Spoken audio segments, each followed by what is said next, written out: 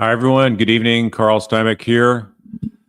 Back in San Antonio. We made it back last night, I should say, and it's been a quite an exhilarating trip we had there to Tallahassee to join up with John and the rest of the folks there that were in the courtroom, getting to see the live action of Donna Adelson's closing arguments and also the victim impact statements. And wow, we can't believe the way Donna acted, but that was something along those lines. I was expecting her to resort to theatrics, and that's of course what she did. And so we're going to go through that tonight because we were seated behind the prosecutor's table, behind the Markel family, 2 rows back, and so we did not get to see from the front side of Donna, but we could tell when she turned that she was not crying, and so I've commented on that before. She looked more angry than anything, as you all, I think, have the same conclusions. So, but yeah, we've watched this over and over again because it's really something to see here. I've seen a lot of defendants when they're convicted, how they react. I've never seen anybody just had this kind of anger. Once again, you have if you're shocked about something, you're going to be in denial. There's no denial here. She right away just blurted out and basically was doing her temper tantrum here. And I would say that because she was so much acting guilty this entire time, I've never seen a client, nor have I seen any defendant that a prosecutor in my cases or any other case for that matter, where somebody is so nervous the whole time, their eyes are just all beady and can't look at anybody in the face. She couldn't stare over at the jury or just glance over there without her eyes flittering away in a lot of blinks, and just looking very, very much like she's been cornered, and she's afraid the juries are going to see that guilty look on her face. So that's not the kind of Donna we've seen before. She's been defiant. She's been never short of words. And so for her to be sitting there listening to the verdict and then she can't speak, then because at least she can't throw her temper tantrum without the judge saying, we can remove you from the room here. So he did move the jury out of the room because he was not going to let her continue to throw this fit. So let's go ahead and go to this.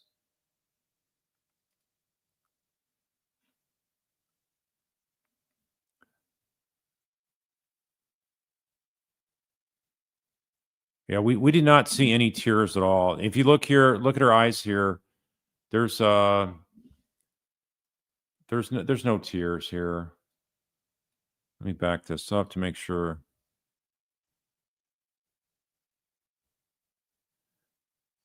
Look how worried she is. She confident in the defense case. Yes, she had the least confidence of anybody in the room.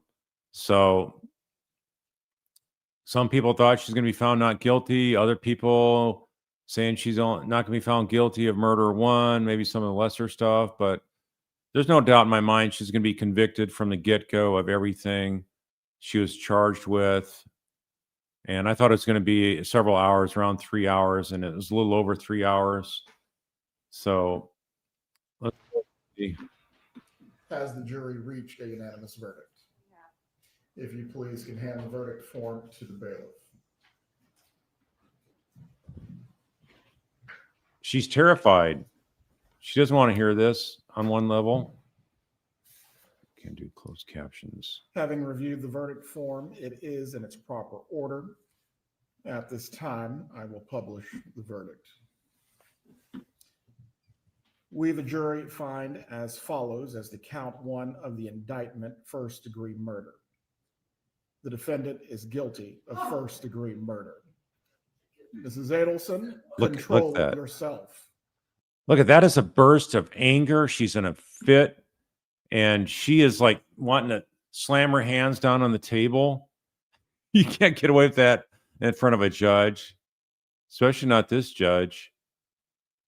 So do you see any tears here? Do you see any shock. There's no shock here. She's just mad. As soon as it comes out guilty, she is like ready to go on the attack mode here. So yeah, some of y'all said she said you're convicting an innocent woman. Let's see if we can see that. I did not notice that.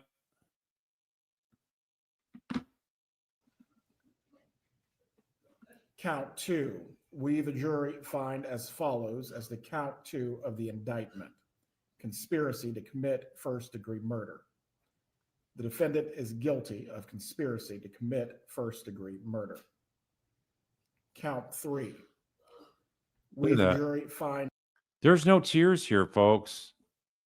It's like she knew this was an inevitable outcome. She's not in denial. The first thing is denial and shock. I mean, if a defendant is expecting a good outcome and then it turns bad on them, they're like, "What? Oh, you got to be kidding!" Their mouth has their jaw drop, and they're just like stunned. There's nothing stunning about this. It's pure, unmitigated anger. As follows as the count 3 of the indictment: solicitation to commit first-degree murder. She's trying to shake and she's trembling as if she's crying, but again, look at that. There's no tears running down her face. There's no remorse. Yeah, that's right. Performance of a lifetime.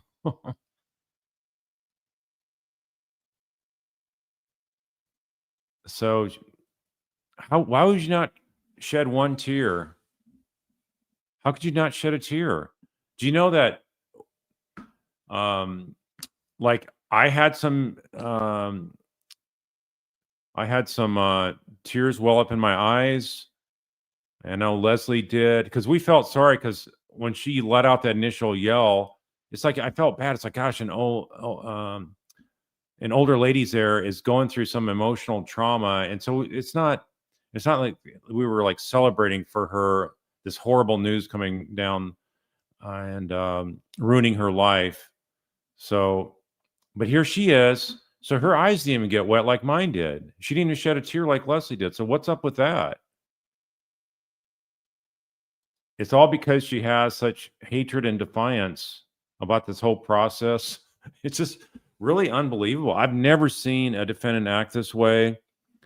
And for somebody to have nothing but sheer rage and anger. And I thought what she might do is fake a heart attack. That's one of the things I said beforehand privately. I was like, she's going to get up there and go, "Oh my God." And I thought she's going to do act like she's faking a heart attack. And think about it. If she's acting like she's throwing a temper tantrum, the judge will just say, you're removed, and we'll continue on with polling the jury. But I was concerned that she was going to throw some kind of fake medical emergency, and then they have to haul her out out of the courtroom on a stretcher and haul her away in an ambulance. And then we can't conclude it with polling the jury because she's got a medical situation. So then the jury has to come back tomorrow or something. So anyway, I just was very, very concerned about that possibly being the case. But her acting up is not a basis to hold this whole process up. So the judge would have said, bailiffs, take her out of the room, and then they would have proceeded with polling the jury if the defense asked. So at least she didn't do that kind of stunt.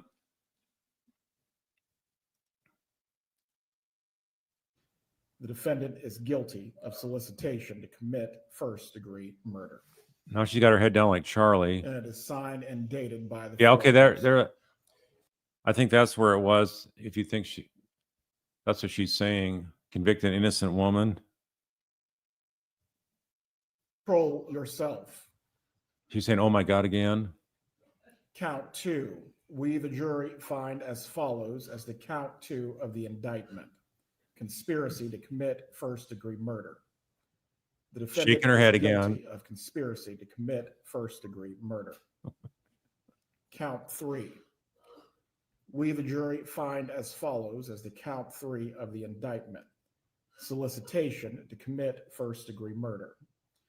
The defendant is guilty of solicitation to commit first-degree Those three murder. separate guilty words. And it is signed and Oh dated. man, look at that anger. One moment. Members of the jury. If she could just jump over there and just tackle all those jurors, she would. You know, that's those fifth grade level education folks that Charlie was talking to her about, and she got to face them firsthand with the same outcome.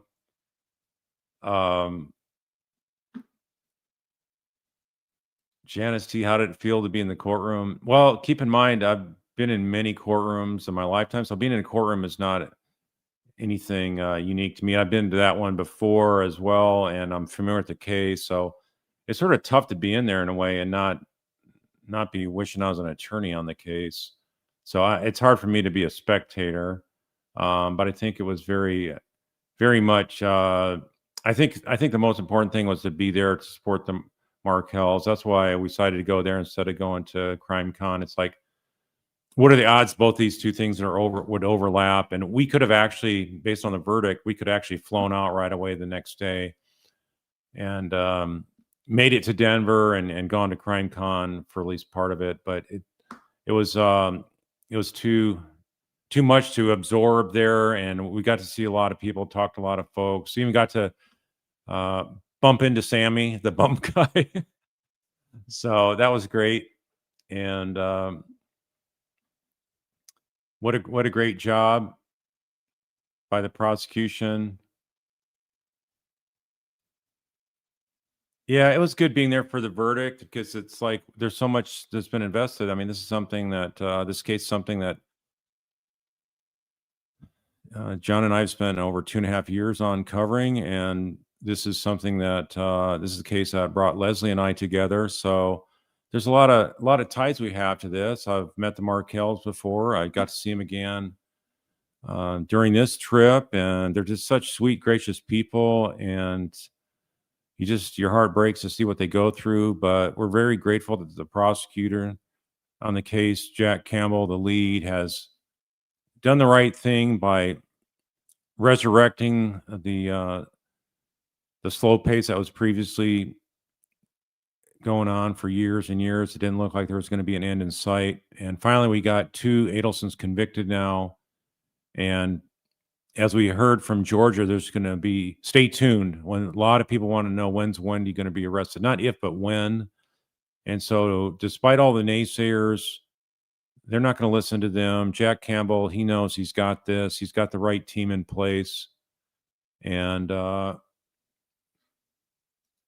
Ray Marble, I've said for years that she had no chance and the jury will not deliberate wrong. And that's exactly what happened, folks. That's why I get one of the things that motivated me was not only the actions of the Adelsons, but in particular Wendy and the way she treated the boys and the resulting injustice to the Markels, having the entire family cut out from seeing the grandchildren just in any meaningful way. They still really don't know the grandchildren. And so that's why that's why it motivated us to motivated me to listen to my brother.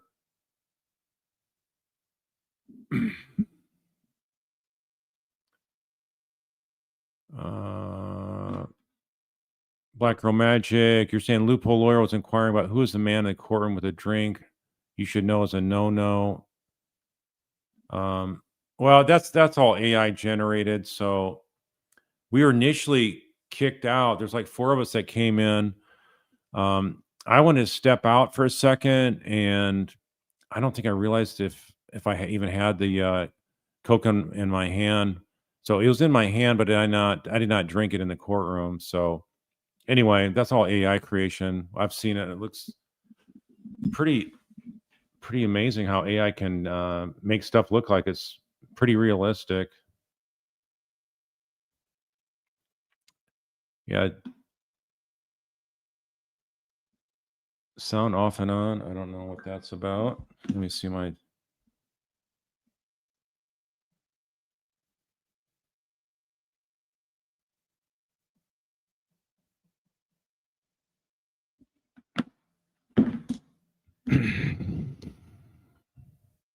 All All right, so I think sometimes that can be trolls also. I know there's trolls that do nothing but complain about sound, so please check your own sound first before you type a message.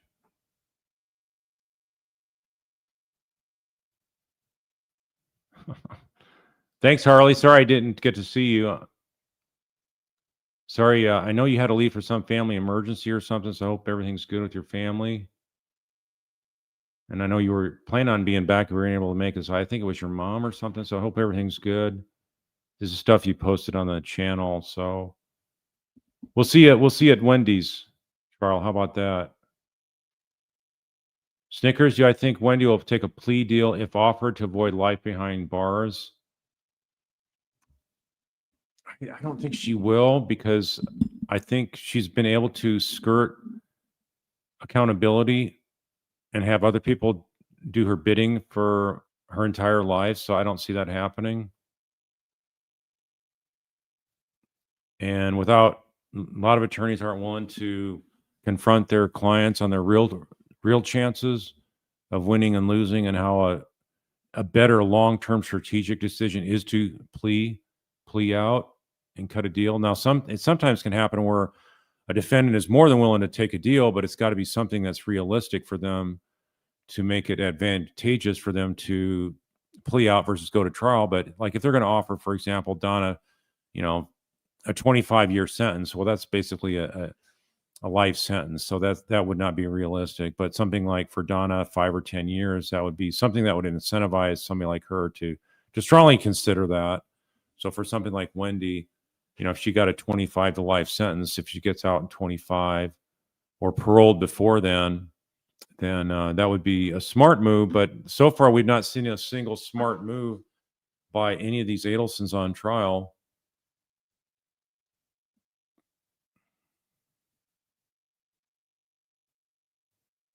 Yeah, Lisa, that's right. She was shackled just like Charlie was. That's why we always stand up when the jury comes in, but this time they had Donna shackled more than before. Like her wrists were shackled, her legs were shackled. She had a chain between. They had a chain around her waist.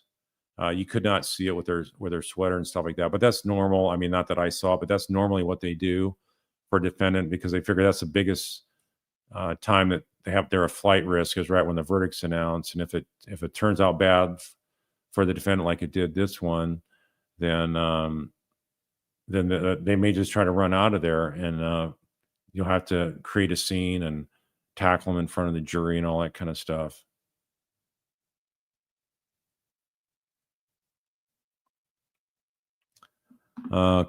Calais, Connecticut. Jack Campbell said decision about Wendy in coming weeks. Why give her a heads up?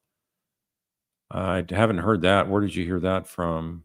Georgia said stay tuned, as if they are going for her.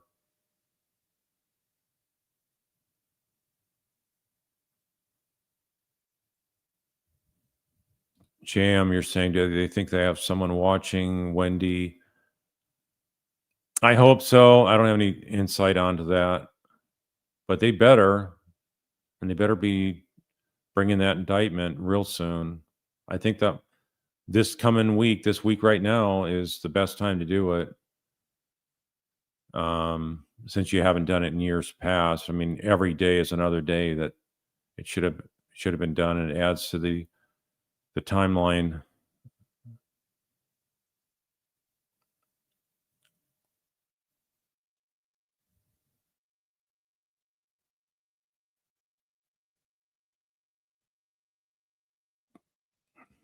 Donna Owens, any possible reason, special reason Judge Everett published Donna's jury verdict versus the court clerk publishing Charlie's in 2023?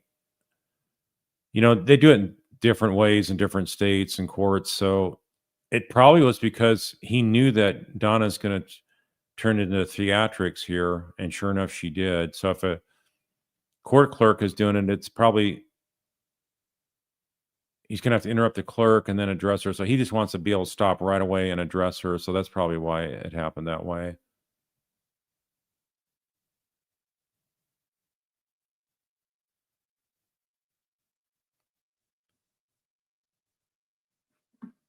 And then if you notice here,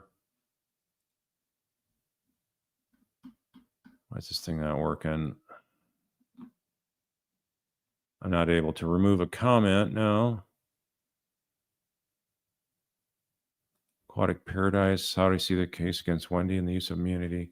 Well, the discharge her for perjury, and then the immunity is completely off the table. Yeah, they'll need a grand jury for Wendy. Hopefully that's already been done and it's under seal.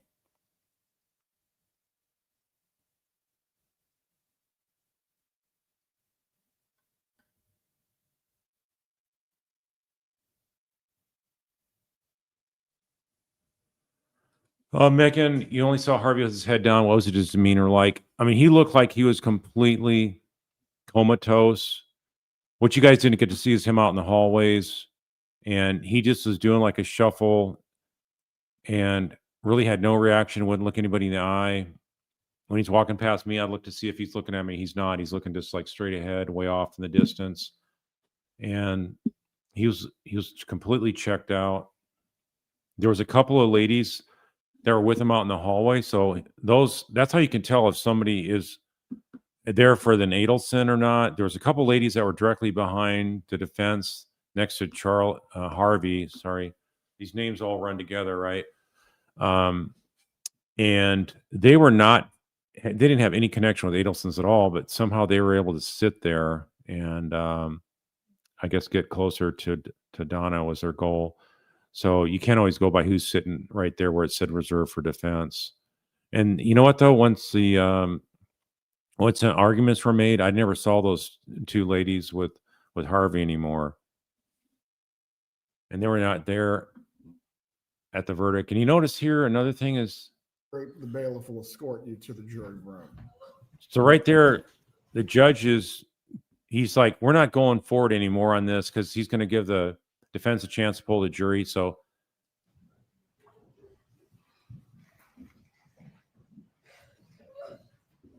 she's acting like she's crying, but there's no tears there, folks. None whatsoever.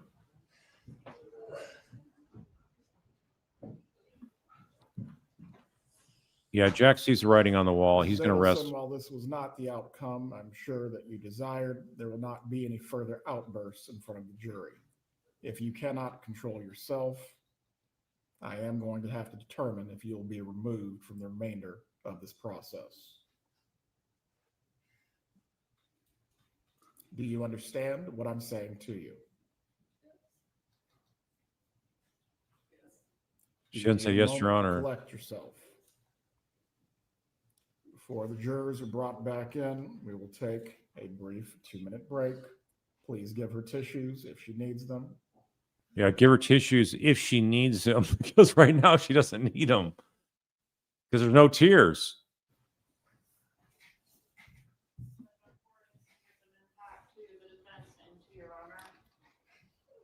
Now, you notice here that's appropriate for an attorney to do, like Josh Selman's putting his hand on her back. But if you look at Jackie Fulford, she's really nice. I don't want to be here to do anything to try to console you. If you notice, there was no shock reaction for the defense table either when the verdicts were announced. They were expecting a guilty verdict as well. And maybe that's why they told her, do you really want to testify? This is not looking good. Brought back into the room, does the defense wish to have the jurors polled before they are discharged? Yes, Your Honor. Very well.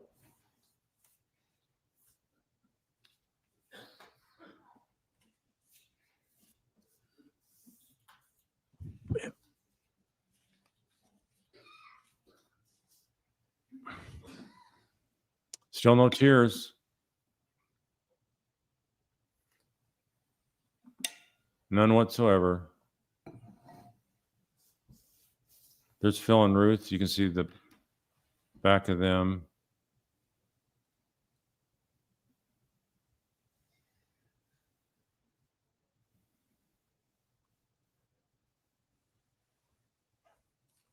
Please bring back in the jurors so we can conclude with their portion of the trial. Ruben's saying sometimes evidence is like a puzzle game. Once all the individual pieces are viewed as collectively, the answer lies therein.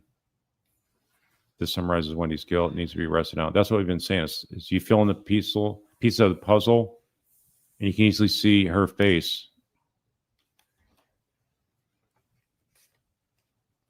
No, she didn't think she was going home. I mean, she was terrified this entire process. Yeah, she knew her goose was cooked. Oh, God.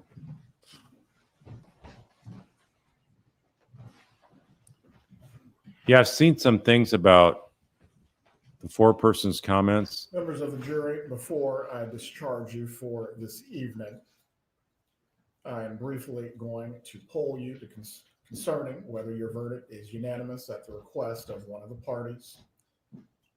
When you hear your last name, please appropriately respond. Now, I can also say, I've said this before for you that didn't see it.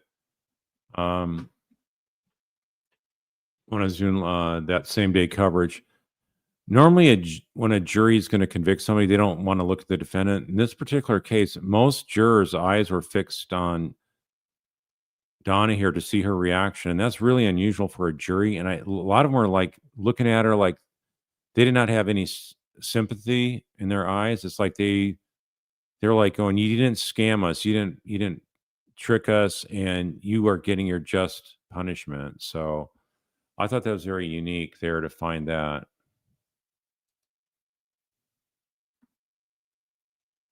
All right, what's going on here?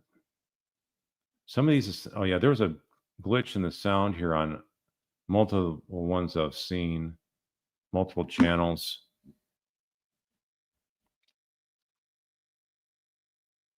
So, okay, so they're polling the jury, so that's why they didn't want to say their names. I forgot about that. They only said their last name, so you wouldn't have been able to figure out who they are. If you're facing the jury, the foreperson was the first one on the front row on the left side, closest to the judge.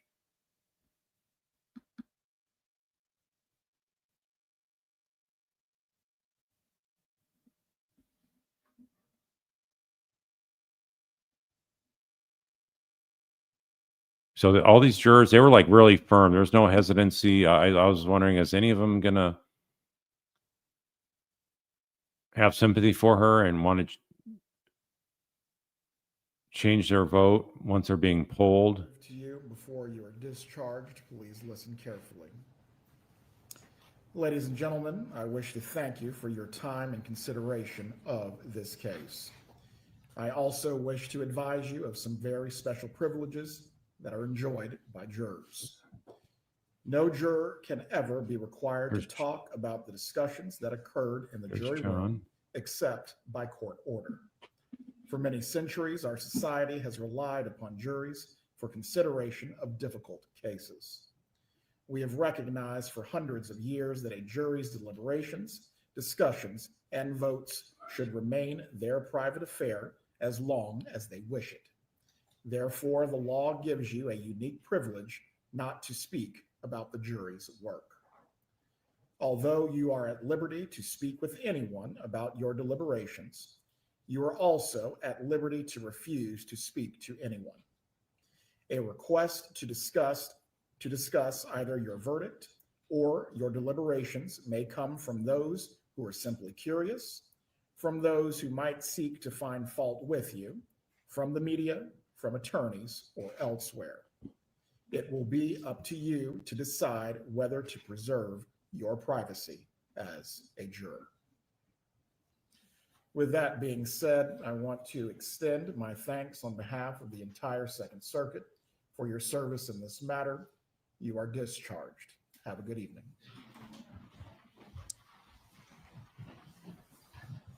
Trembling in anger, but not any tears to be seen at this point.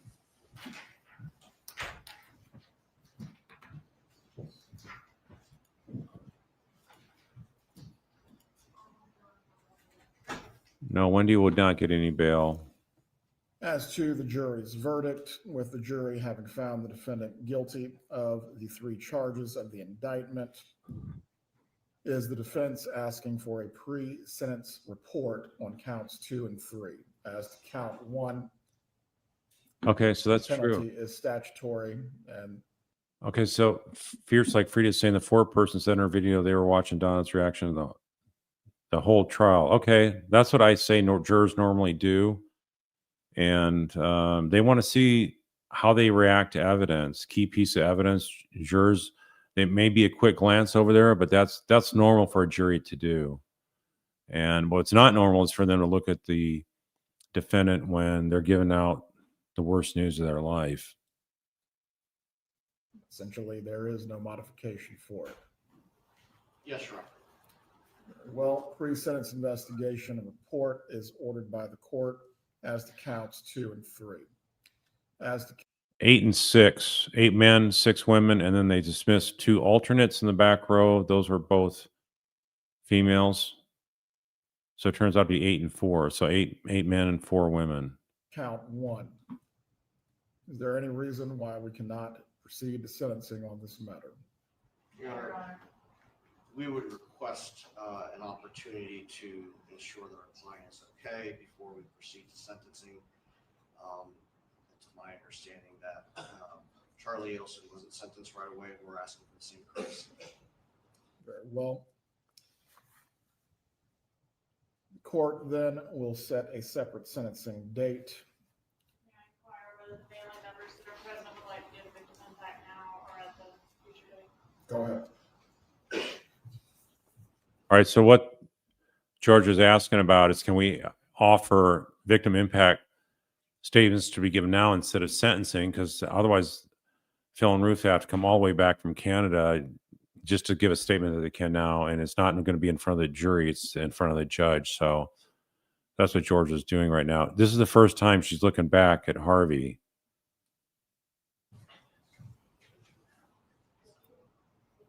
Can't tell what she's saying.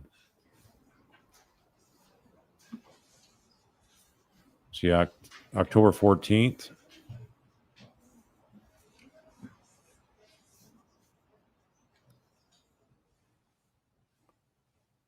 But in a way, she's probably relieved because she knew she was going down by her actions. From what I saw during the live stream coverage during this case, she just always acted guilty. Jurors can pick up on that.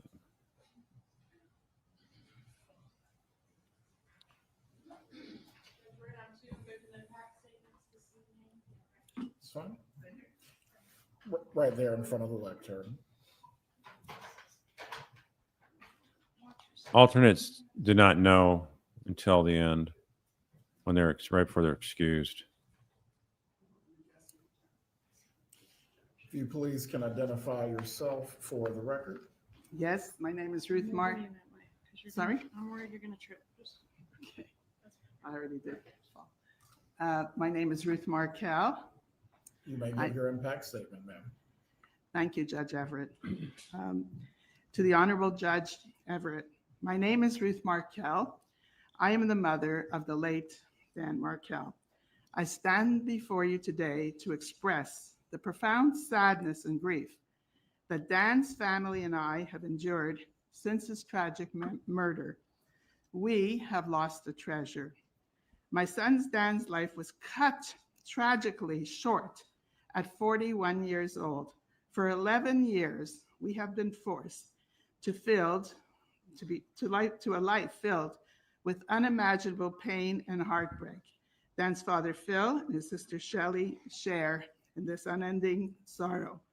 Dan was a devoted father, brother, and son.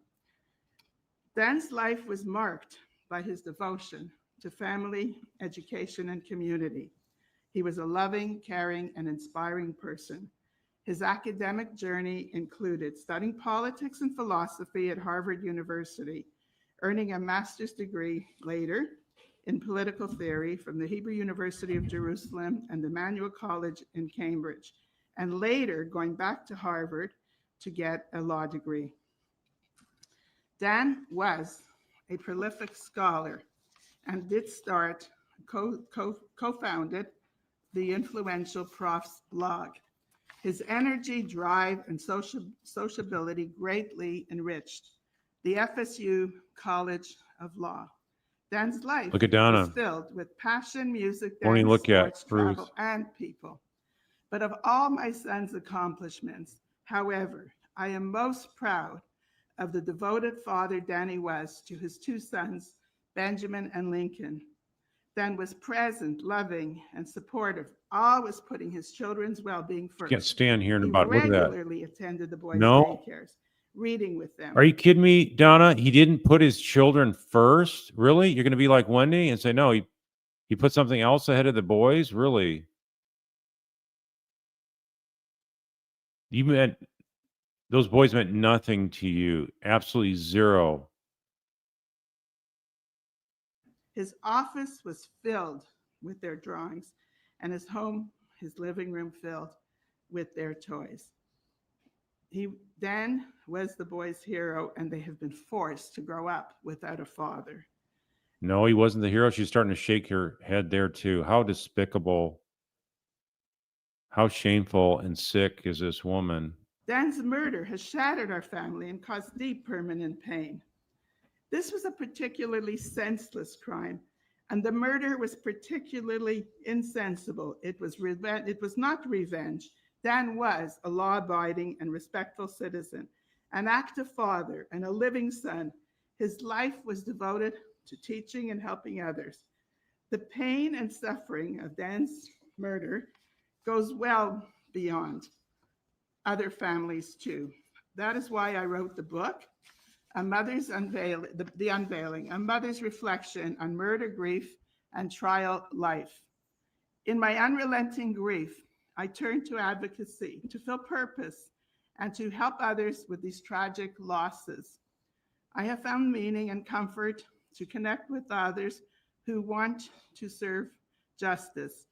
To all the community of journalists, TV programs, podcasters, Tallahassee communities, and the allies who have put their hearts in keeping Danny's story alive, we are full of thanks. To law enforcement and prosecutors, our gratitude is beyond. She has no remorse, no shame. This judge, seeing the way she's acting right now, I mean, why wouldn't he max her out? Just like Charlie, give her the max on counts 2 and 3. She's already getting life without parole on count 1, murder. So the other 2, let her get the max on those. For their dedicated, careful perseverance in seeking justice for Danny and our family. If Tallahassee is known for football, Tallahassee should be known for the prosecution and for law enforcement. They have done an outstanding job. These extraordinary efforts underscore the brutal truth of our family's story. Danny's murder was orchestrated by his former mother-in-law, Donna Adelson, and other co-conspirators, and is a crime of cruelty. It is a murder of grief, a murder of selfishly prioritizing one's own desires over what is just or right. And at its core, this was a murder of convenience, so that one grandmother could live closer to her grandchildren. She killed their father and ripped the children from the other grandparents' lives. Look at that. She is just full of it, just spewing out this hate. Won't have any reflection whatsoever. None. Donna Adelson's crimes against Dan began long before his murder. She belittled Dan in front of his children. She spread lies about him and contributed. Oh, no. Oh, you're going to call Ruth a liar? Really? You, the convicted murderer, are going to call Ruth a liar right in front of this judge? Right after a jury sentenced you? How dare you do that? Brutal separation between Dan and Wendy. She went to the house, and Dan came home, and he found that Wendy and the boys were gone with most of their belongings. He called this devastation Pearl Harbor. Yeah, and you help Donna's orchestrate that eagerness too. for Wendy to divorce Dan and to relocate to South Florida led her to increasingly devise desperate schemes. Despite these efforts, the court ruled that Wendy could not move the boys away from their loving father. Failing to achieve her goal through legal means, Donna finally resorted to orchestrating Dan's murder. She plotted, planned, and paid for his murder.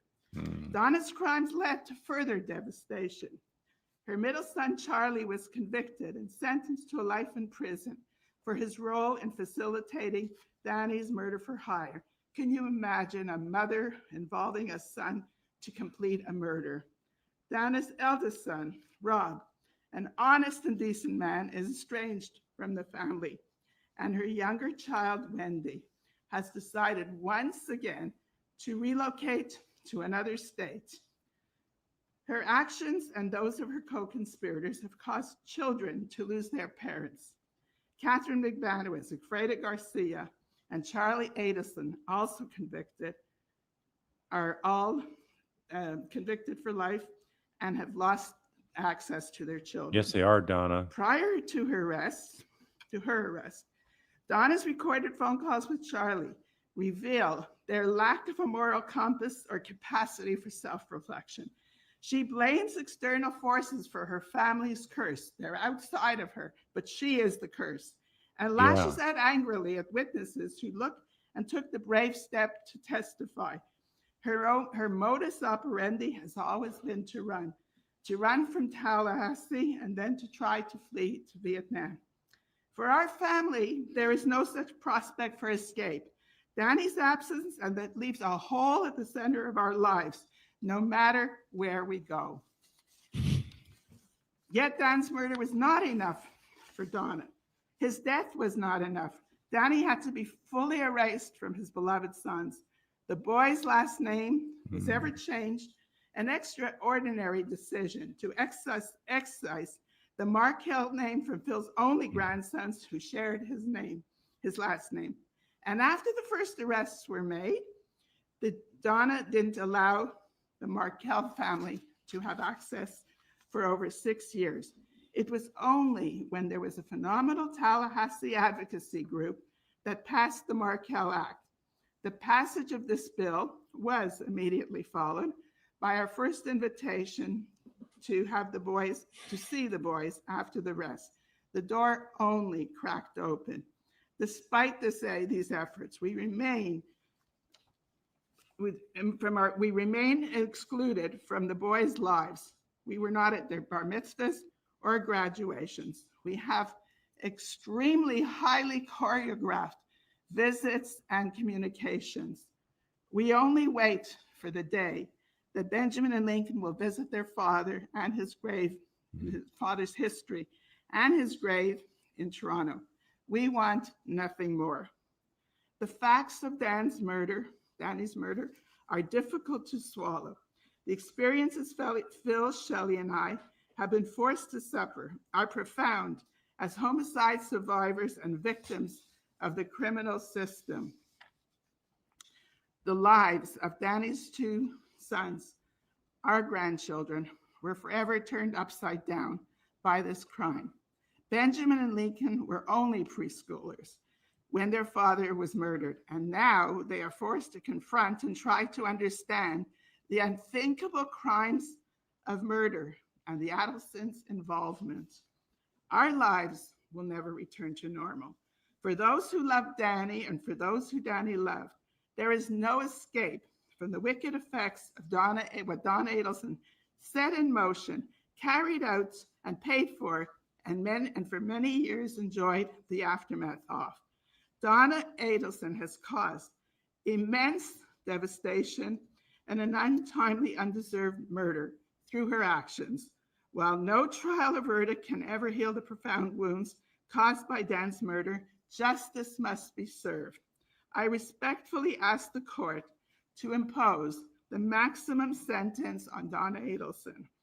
Her lack of cooperation and remorse throughout the case demands justice, the justice that Dan's life and memory fully deserve. We are immensely grateful to the court for its careful and compassionate deliberation. Respectively, Ruth Markel. Wow, what a statement. Are there any other victim impact statements this evening? One more.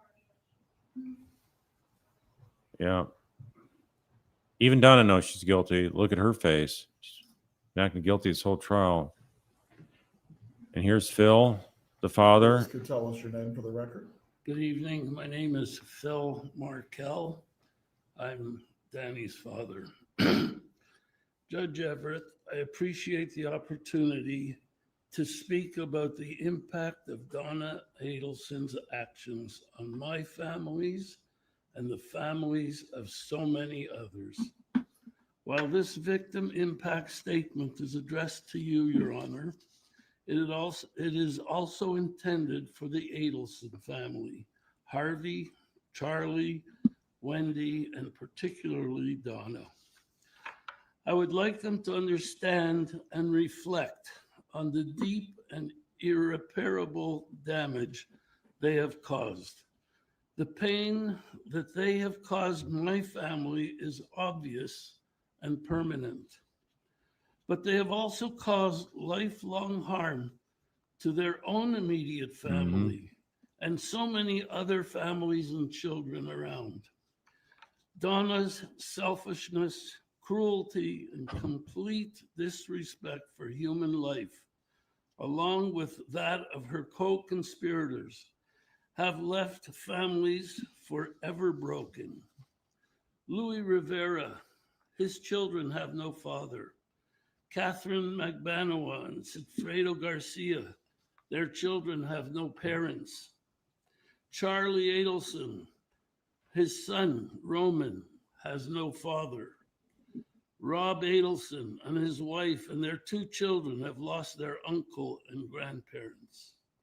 Shelley and Ian, my daughter, their 3 children, No tears. my grandchildren, are left without an uncle and are separated from their cousins. Of course, their heinous and callous actions have left me, Ruth, and Shelley without our Danny, and Ben and Lincoln without their father. For anyone to commit such a cold-blooded, unprovoked act of murder is horrific. For Donna, someone who claims to care so much about Ben and Lincoln, her sun shines. Her actions are beyond comprehension. She has harmed forever the people she claims to have loved. In the Jewish custom, we have an expression to always wish others to live to 120 years of age.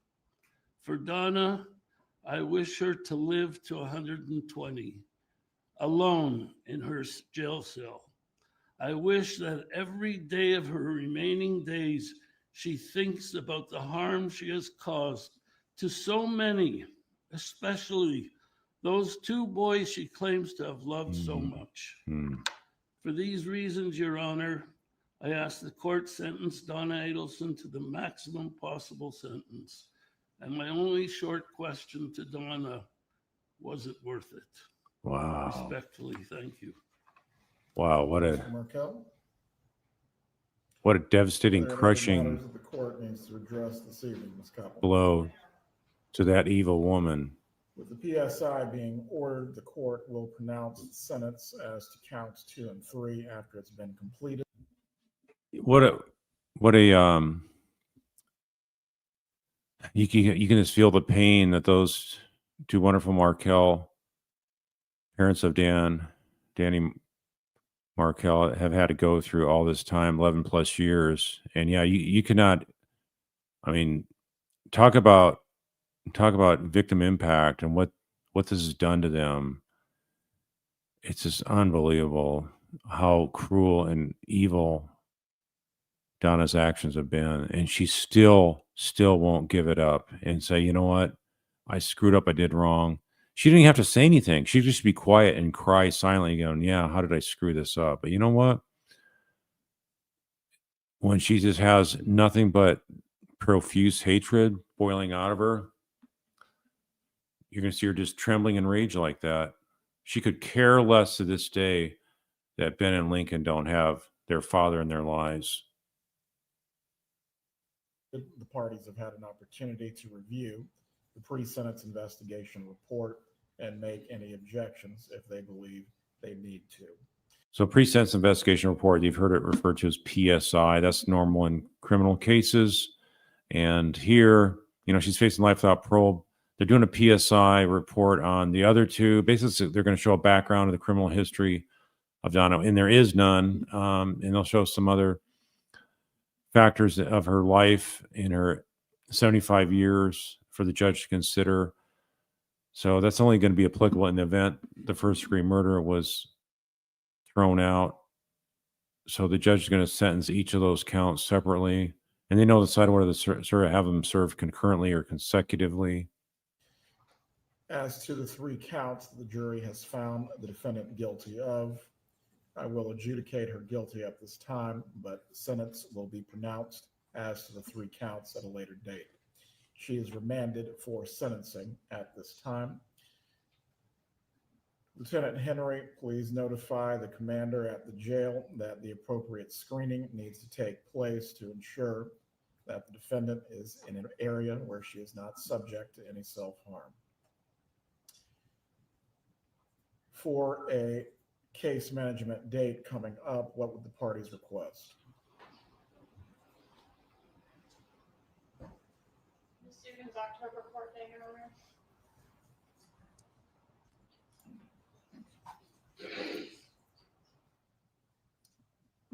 Leave that is 10/14. Yeah. Is that correct, Ms. Dugan? October 14th. October 14th for case management at 2:30 p.m. That will be in the normal courtroom 3B. Patricia, if you can make sure that the notice goes to DOC so they are aware that the PSI needs to be completed as soon as possible. Thank you. We are in recess at this time. We will reconvene on October 14th. Have a good evening, everyone. So you think Donna's even cried to this date? Since that evening was after 7 o'clock where she got convicted? Think she's even said a tear yet in her cell?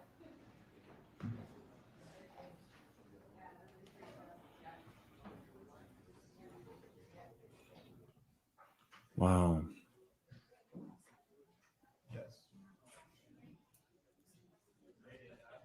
Yeah, the jury was not there for victim impact statements. In Florida, the judges issue the sentence.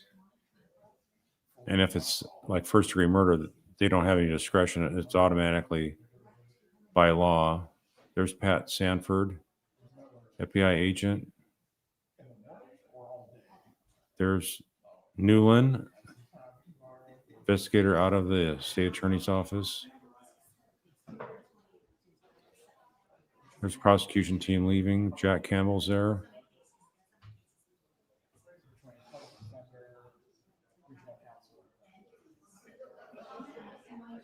So the judge had told us ahead of time to not have any reaction, not even facial reaction as spectators.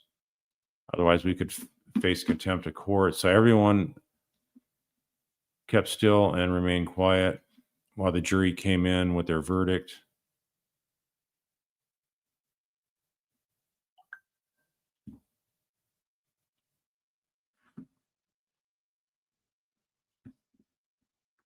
One second here.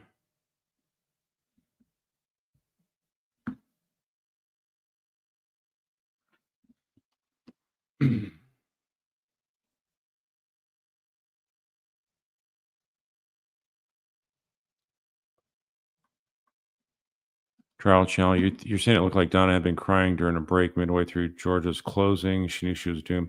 We did not see that at all. If you saw it, that's the first I've heard of that. I don't think she cried the whole time.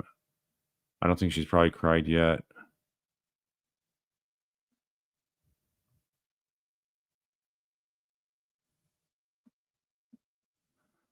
Sid Mountaineer, you predict that her lawyers will try to get the judge to take pity on her. Even still, they'll likely claim she was greatly affected after the verdict. Well, they can say whatever they want, but the judge isn't not going to have pity for her the way she's acted. both for the crime as well as her behavior in this trial.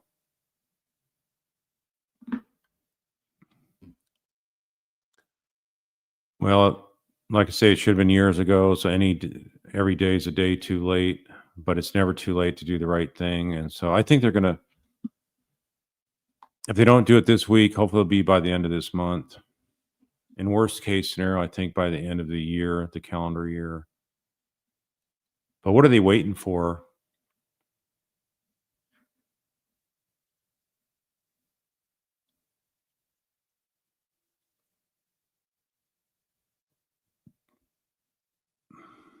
Charlie stapled cash. Why would a convict her age spend dollar and time on an appeal that would take years and be unlikely and only gain her a few months or years, even if successful, rather than save it for Wendy's defense?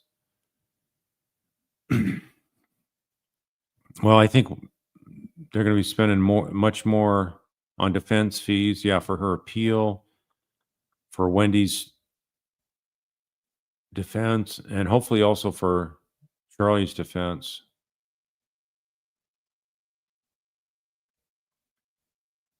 So they could, in essence, probably burn through $10 million on all their defenses and appeals and whatnot. It's not going to get them anything. Even if there's any kind of successful appeal, they're just going to have to start over and burn through more money. Maybe they'll wind up with the public defender in the end.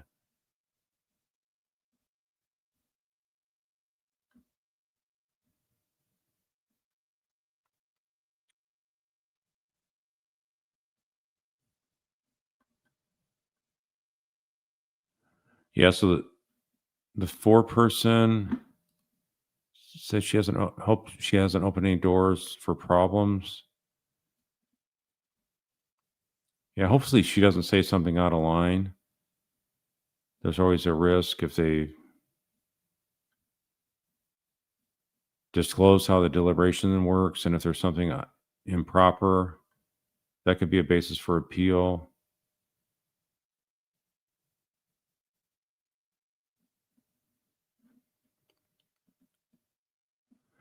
One big daydream. You're saying, why are they putting off sentencing so Donna can spend more time in jail versus going right to prison? I think that's part of it. If they had sentencing now, the attorneys are basically done with her right then and there, unless they want to, within 30 days. In most states, they have a window to request a new trial and also to appeal it. I doubt these attorneys will be used for appeal, but they want some time to have her there locally, because if she has sentencing right away, then they would probably move her to a prison within a few weeks.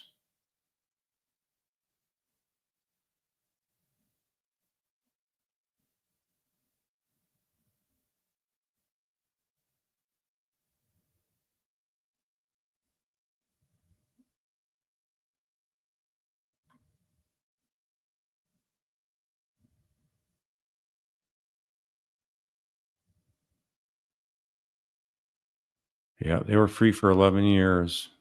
Imagine that. We still have 2 of them still free.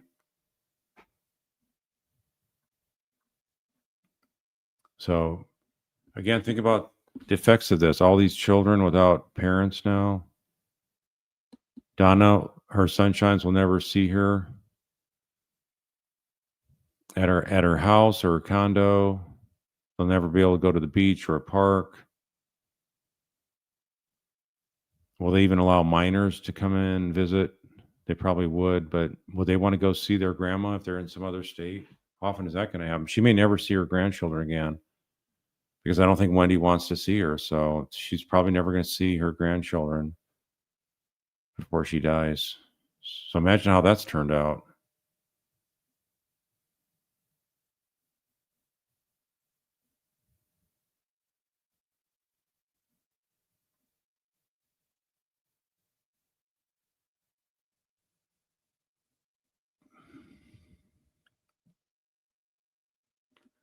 Where Wendy's children go if she's arrested, that's up to the states, wherever they're located. They try to place them with family first before they go with strangers.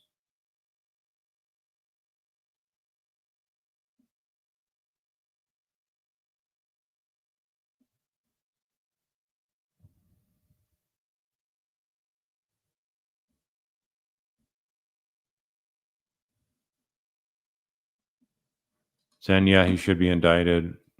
I put a video out on it. If you look at this channel about 2 years ago, if you just go back, look up Harvey, the title has Harvey in it.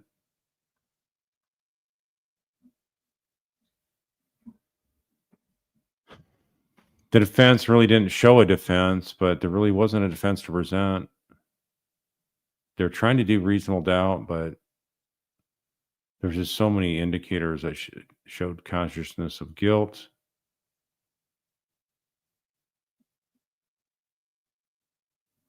Marta Cubillo, Charlie spoke and said Wendy's getting her things in order and will do the best for Ben and Lincoln. I saw that too. I don't know how credible that source is. They never said where it was obtained from. Charlie, who got the statement from Charlie. We don't know.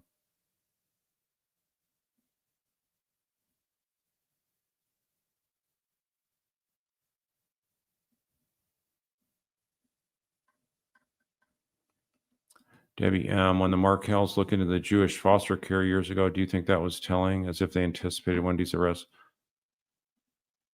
That's the only reason they were doing that. They weren't trying to take the kids away from Wendy. It was only if Wendy was arrested. The Markels were in Canada, so you're just talking about initial short-term day or two coverage of taking care of Dan's boys.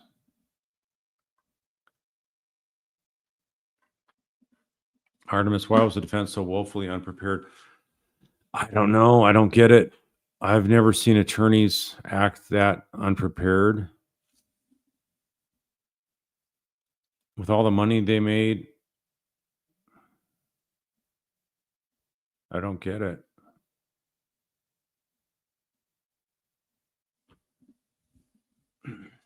Yes, Amber C. Donna can be given the opportunity to provide a statement at sentencing.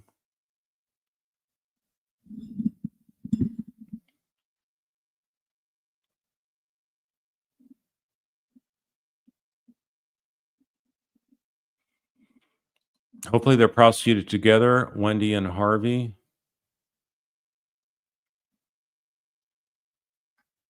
Yeah, and think about it.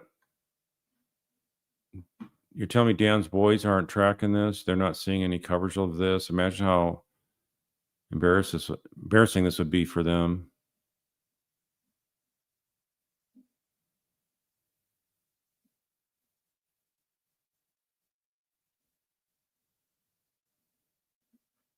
Jay Carpenter, don't you think Wendy will get out of the country? She is smart and her ego would never allow her to be tried in public.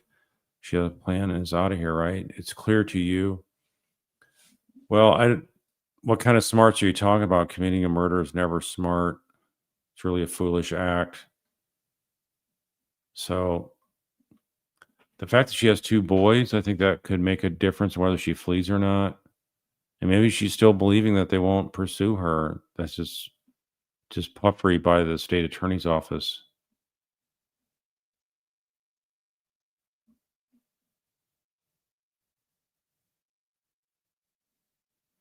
Yes, this will happen. It should happen on October 14th at 2:30. The sentencing for Donna. Unless something else happens to intervene.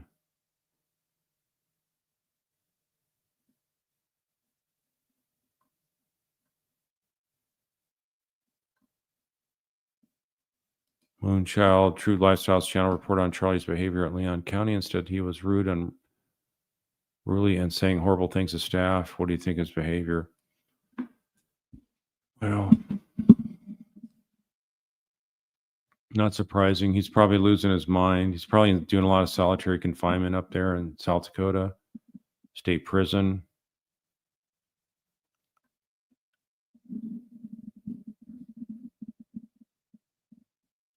Perry, do I think Phil and Ruth want to see when he brought to trial? I don't know why they wouldn't. But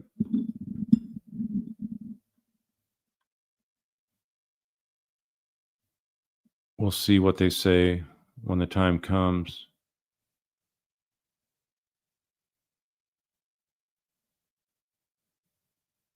they're certainly not going to be in a position to publicly comment on that because they're still hoping to see the kids.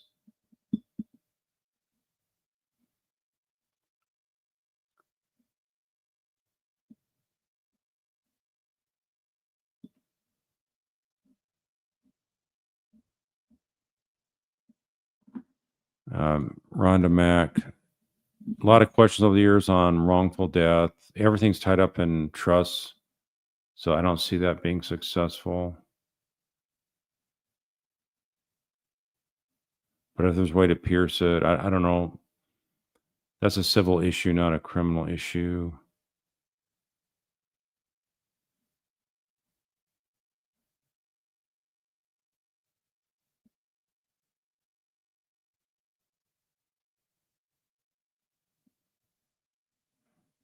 Lauren Crime, is there a reason Ruth and Phil did not directly face Donna during their impact statement? I believe I heard someone say that was a Florida rule. I think it is. They're not allowed to get in the face of the defendant.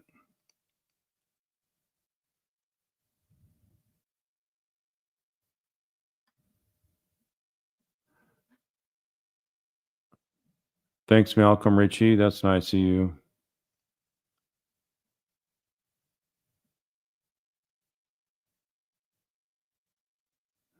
I mean, the prosecution forgot to get to the jury instruction regarding consciousness of guilt, and they still won. Shows how airtight the case really was. Yeah, never doubt. That's what I've been saying all along.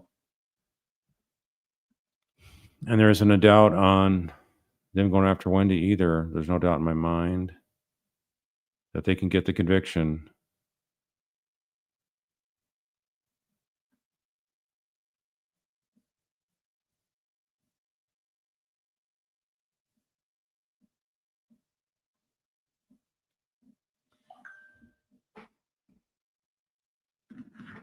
I'm not sure about the Colorado from Texas move. That's just a P.O. box, or if there's other things that indicate that is a permanent move. So the boys are going to be uprooted yet again. I don't see ineffective assistance of counsel on this case.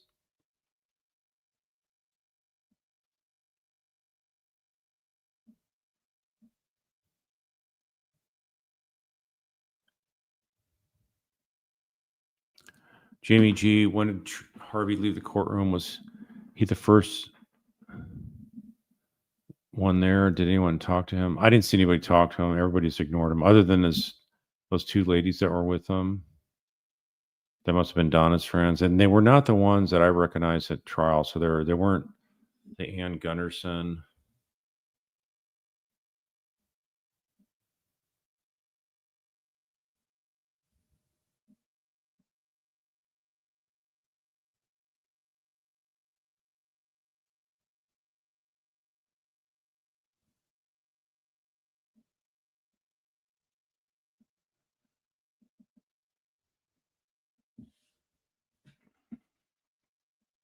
Scott 63, they have plenty of circumstantial evidence to convict Wendy. Yes, they do.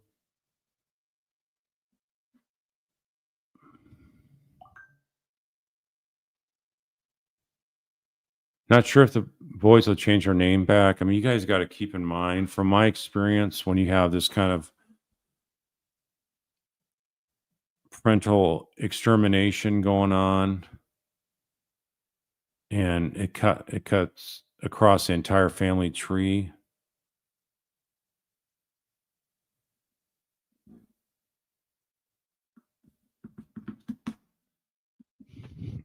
So, and kids at the ages the boys are now, they're 16 and 14 and a half. So do they really want to hang out much with grandparents? A lot of kids nowadays don't want to. So that's another thing that we have to combat, even if there was access, that unfettered access that Wendy talked about, if that really existed.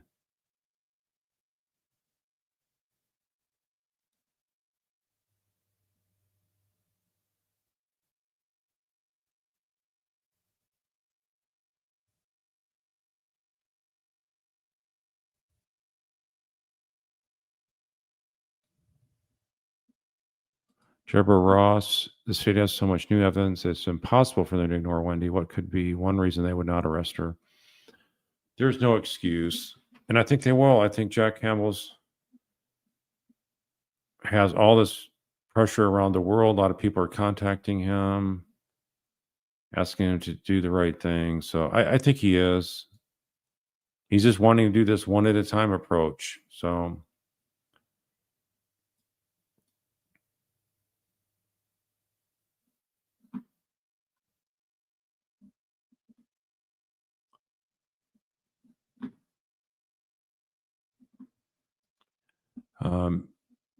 I'll just say, MG, you're asking, is it true that there's no statute of limitations for perjury in Florida with regard to murder cases? I'm not aware of that. It's possible.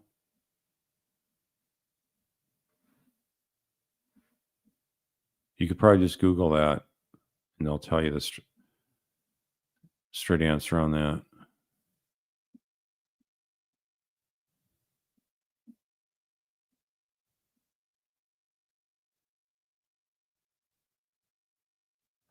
The commenter, what's the story of the paralegal who sat behind or beside Donna throughout the trial? Did she do anything other than pass tissue to Donna?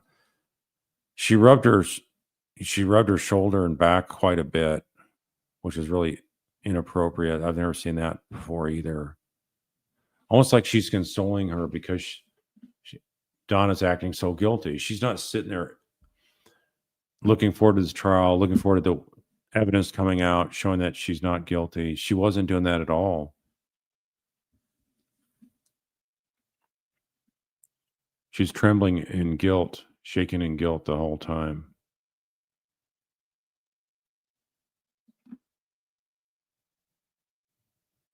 Yeah, you guys asking about the order of arrest. I mean, it's just been way too many years. I'm just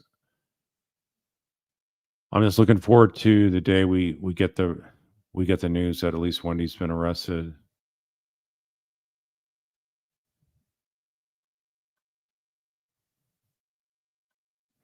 Megan G, yes, alienation likely caused immeasurable damage. Your show is also years of some form of brainwashing from the Adelsons. Oh, that's what it is.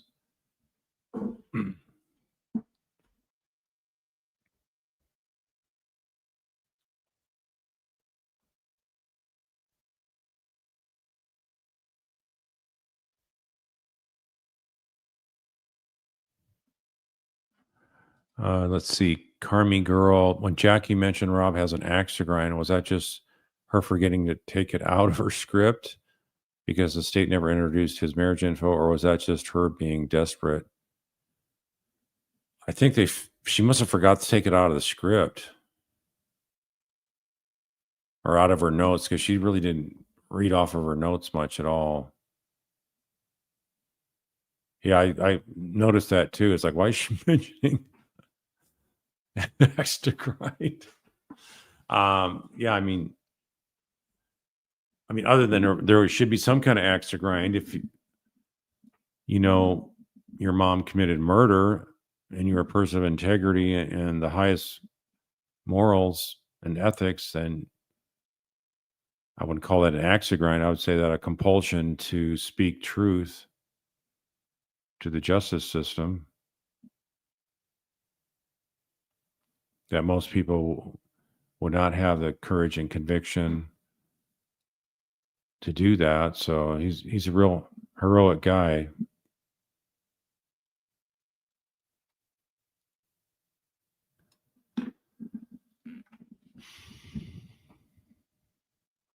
Yeah, that's for sure. See you later. Jack Campbell got a confidence booster. They need to go after Wendy. And you know what? It's a no risk scenario because you could get a hung jury. You could get a full acquittal. He's going to be considered the tough guy for taking her on. You know, that's what it needs. It's somebody that's just going to go in there and be tough and go after all this evidence, present it to a jury, and you know what? Then you've done your job.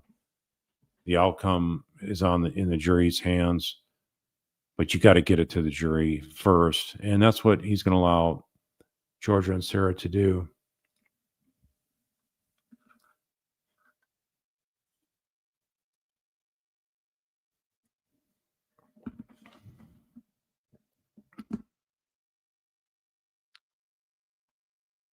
Sir Tedrick Walker, Harvey needs arresting. He knew and drove Donna to pay with his money on the night of the murder. Yep, that's true. He had a lot of moldy cash to drop off.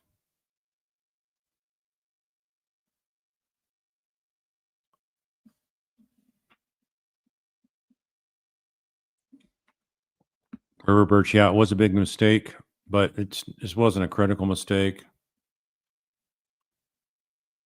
Didn't change the outcome at all.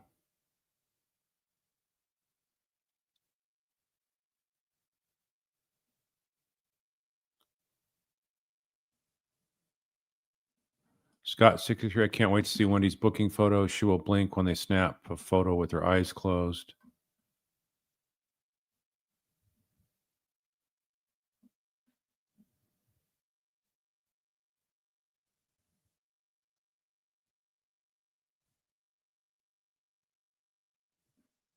Kim P, during closing arguments, why didn't Jackie address the fact that Donna had Dan's license plate number on her planner? The jury had to wonder why, with no explanation by the defense. Well, there is not a good explanation. And unless your client testifies that, she really couldn't testify as to what that could mean, other than she could, like, what could it mean, and sort of give hypotheticals, but there's no straight answer from the defense for that. And there's not a credible one either, a non-incriminating one.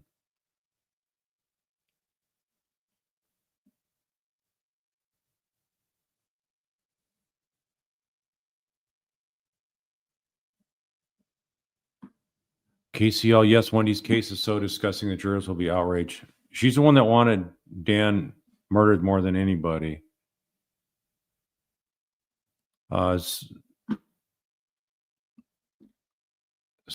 Sam, you're saying, why do they need a PSI if first degree murder is mandatory life sentence? I've already said that the reason being is in case the murder is overturned on appeal, they have a PSI for the court to consider the other two that do not carry a life sentence. Those are 30 years each maximum.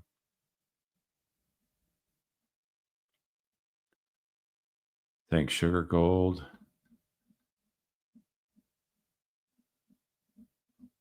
Lisa Hogan, that's unnecessary nor solicited.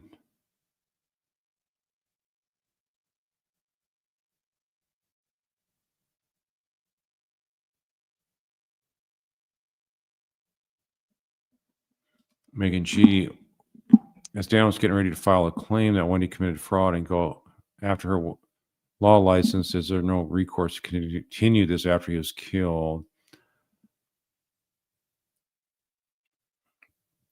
If someone is, yeah, I just don't see that. There'd have to be attorneys involved in the case, or the judge that would make a complaint, and no one has done that, and no one knows the details of what she did or didn't allege properly on her affidavit, like Dan would have known.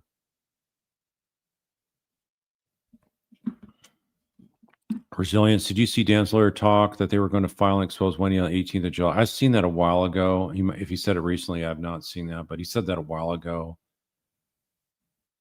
that she was going to be freaking out. And yeah, I believe she knew about that. And I think that was something that put her in a situation where this had to happen and not a day to waste.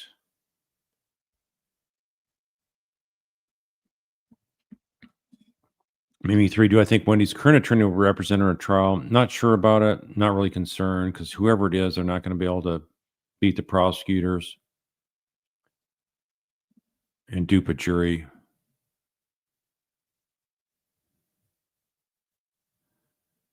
Yes, Linda Capps, I love that the Markels have a relationship with Rob Adelson. He could use a wonderful set of parents. What a great, honest guy.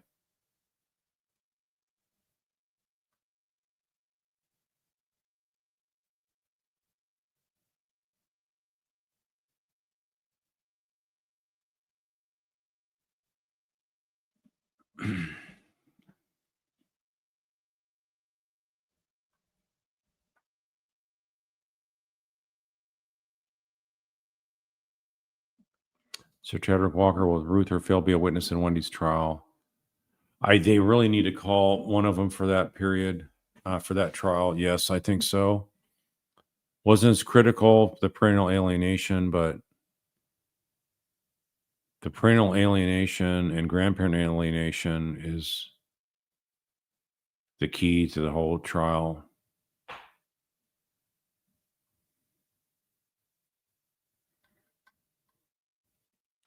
Brandy Sky, you're asking at sentencing, doesn't the judge usually ask the defendant if they were satisfied with their legal representation? Normally you do that on a plea agreement, not on a trial. Because if somebody's found guilty at a trial, they'd gladly jump at the chance to complain about their attorney. You don't want to open that door.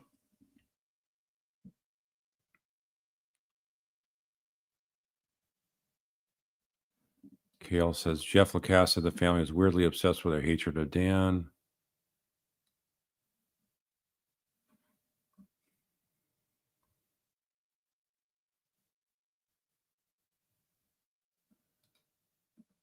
Janie Garnett, when Wendy is arrested, will she sit in jail a long time until the trial like Donna did?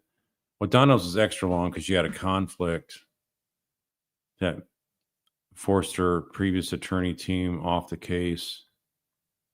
But it could be done within 9-10 months from arrest.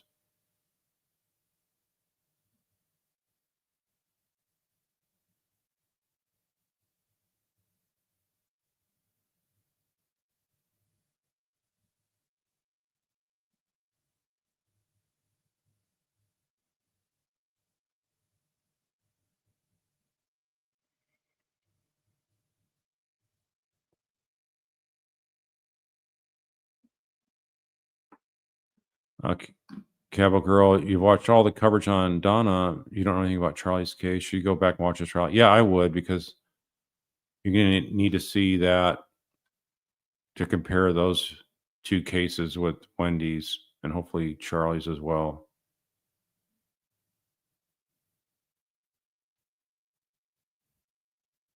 Can't answer you about court TV.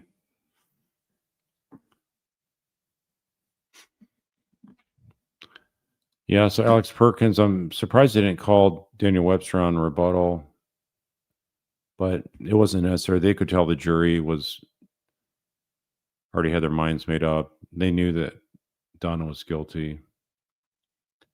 So you're saying that Dan's lawyer said they were going to expose her on the 18th and they had proof to disbar her, get her on fraud. I trust that guy. He's a straight shooter. So if that's what he says, I believe him.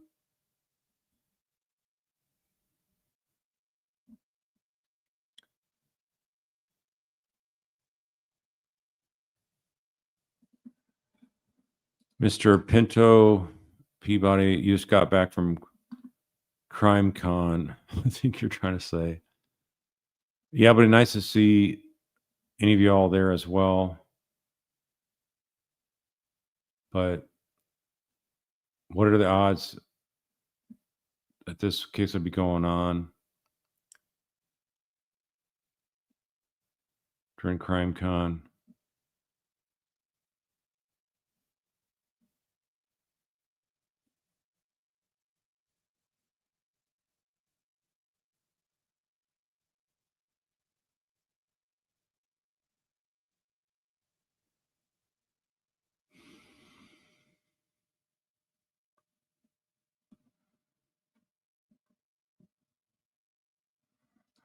Eliza Bostwick and the Sons be called to testify. I would look into that if I was a prosecutor. Once you get Wendy arrested, interview the boys, maybe some strange behavior, just like their uncle Rob, Dr. Rob Adelson talked about. Yeah, I would leave no stone unturned.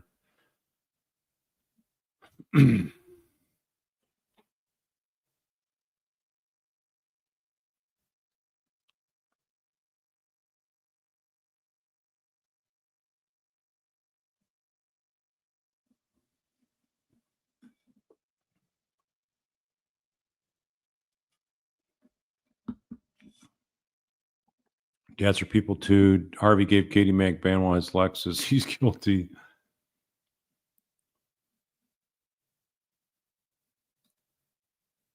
I mean, Wendy having Alan Jackson would not be a game changer. It doesn't matter who she gets; it's not going to change it. She can't. She probably can't afford him anyway. If she could afford him, she'd probably stick with Laurel. Laurel would probably want 1.5 to 2 million.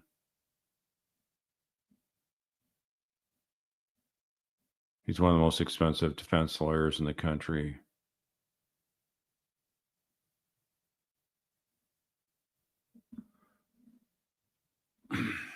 Clues: beekeeping. What if Wendy left for Vietnam or Cuba? Will they have the trial without her? Convict her and then try to hunt her down? No, it doesn't work that way. Once she gets arrested and charged, they're not going to release her, so that would not happen.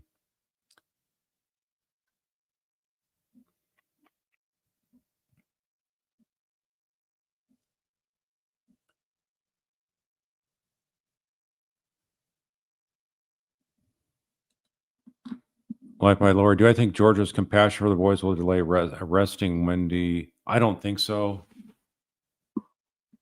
That shouldn't be a factor. I mean, think about it.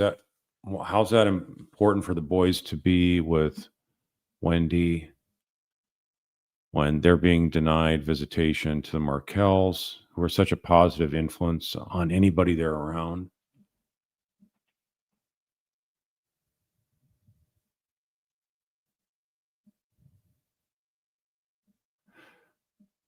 Yeah, E50 gal, there'll always be another crime con. You can only see Donna convicted once. Then Bones, well, I'd be covering next. I don't know. That's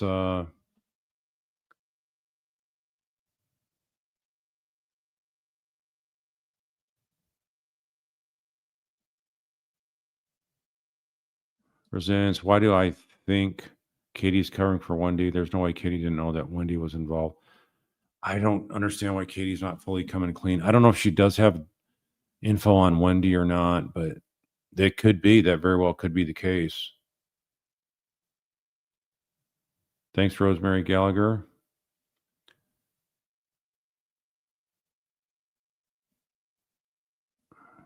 Glad we made it there too, to the trial.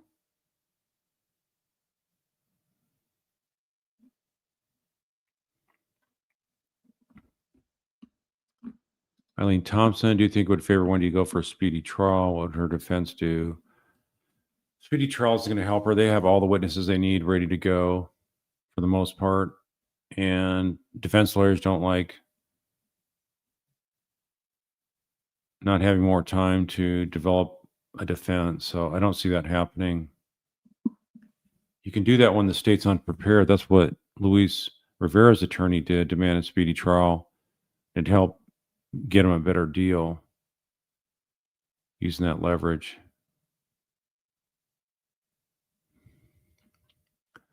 Lisa Hogan, yeah, I think Harvey should be very worried, but I really think he's on so many drugs that just sedate him and put him in that comatose state that he's not really able to process a whole lot. CBC Florida court reporter, what do you think this sealed info evidence is?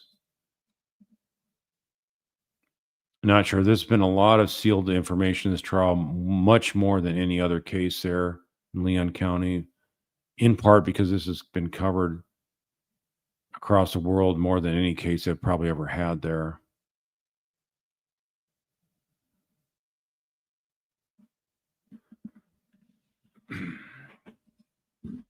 Carmi girl, you're saying now that it's over, would you be comfortable answering if you think Donna should have testified? It wouldn't have helped her at all. It would have helped convict her. She would have been a disaster on the witness stand. So we would have liked to see her get crushed on a cross-examination, but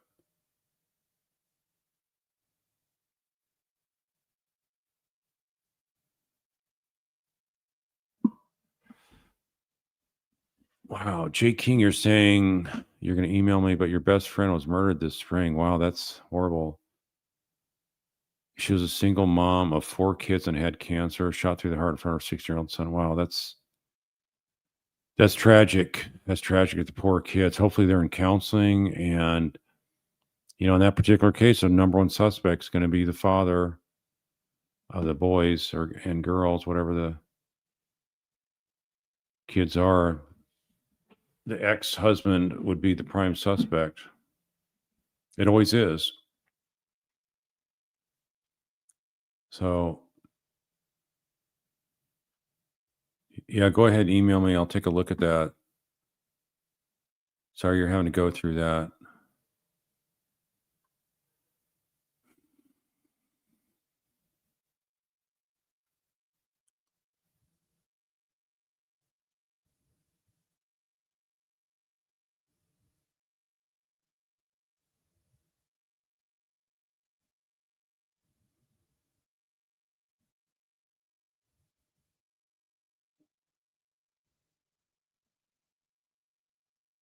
All right, let's see here. What is the sealed evidence? I have not looked at the Leon County clerk of court website since last week, so I can't tell you if there's something else filed since then. When did I become so interested in this case? After my brother told me about it. Yeah, Julie, I will cover Corey Richens' trial in March. That's my plan. But do they allow filming of trials there, live streaming?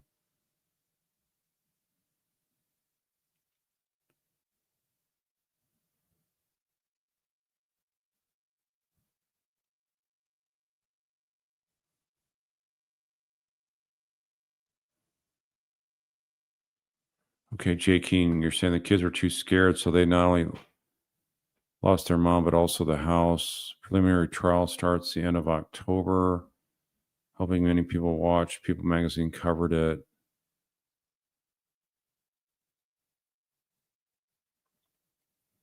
Okay, thanks, Trial Channel. Brian Walsh coming up October 21st. Okay, that's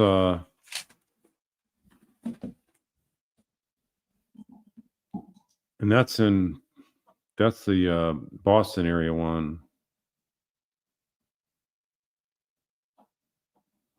With some of the same witnesses we had in the Karen Reed case, some of the same investigators. That's going to be interesting.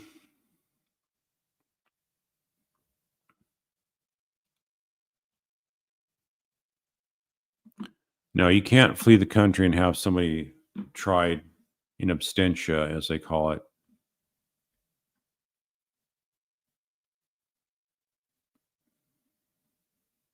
Yes, I'll be covering her arrest. Once the day that happens, I'll jump on as soon as I can.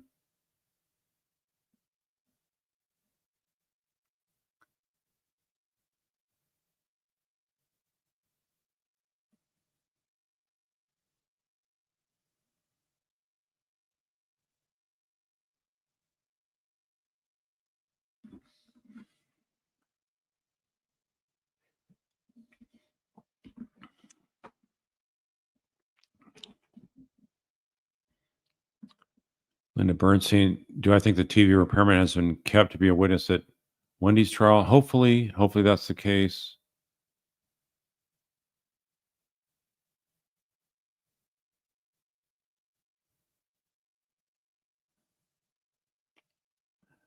Linda Eohef, do I think Georgia purposely hasn't asked Katie too much on her contact with Wendy's, maybe saving it for Wendy's trial? That could be something as well.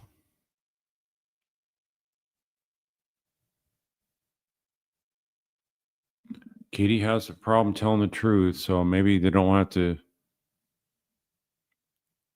ask her too much of an expansive list of questions.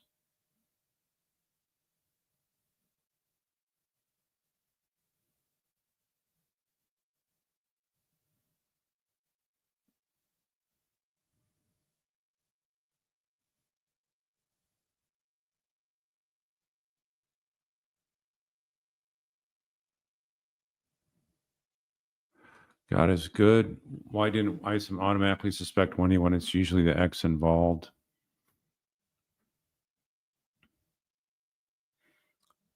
Because he fell for it. He's not normally a homicide investigator, but he got her to talk, so that was very beneficial. If she would have invoked, we wouldn't have had all those details. So that's the most critical thing he did to help this case, was he got her to talk. And he didn't do anything to really intimidate her. So that was key. Just like with Sammy doing the bump, if you'd have done too much intimidation, it wouldn't have worked out as good as it did.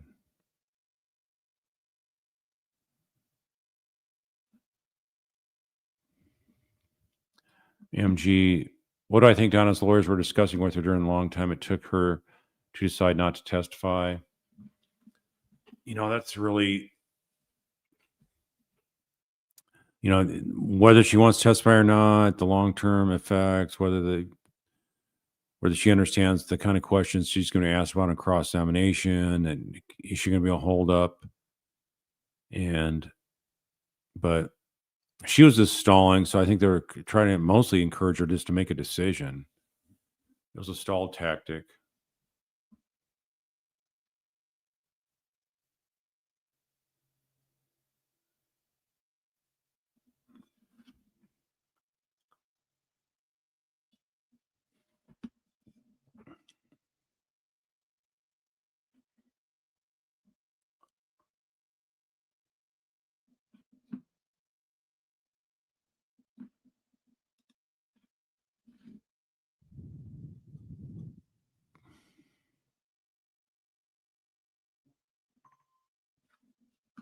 Let's see here.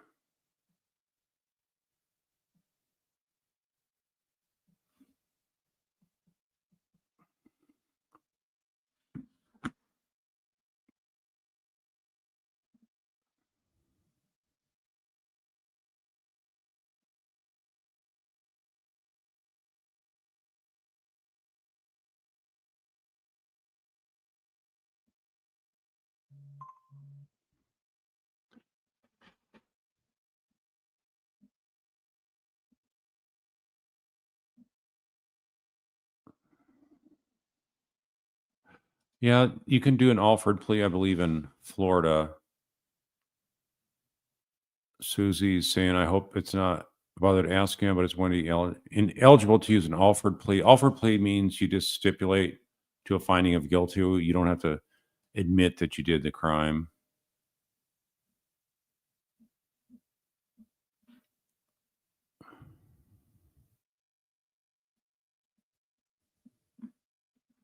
Jarek Callahan, if Wendy doesn't testify, how will Georgia introduce inconveniences in her prior testimony, especially her changes regarding Trescott Drive? Well, that's going to be by charging her with perjury. Then you can get the testimony in where she's lied about that. So that's an easy way to get it in to evidence.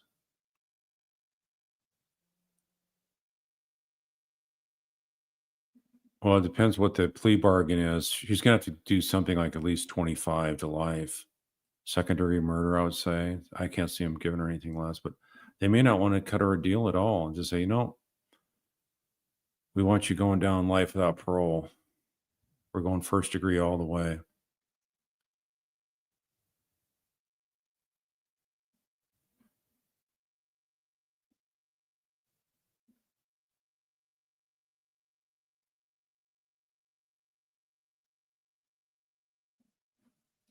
Tally Gal, for an alternative viewpoint, see Jackie St. Germain. She thinks Isom played Wendy perfectly, and I agree with her.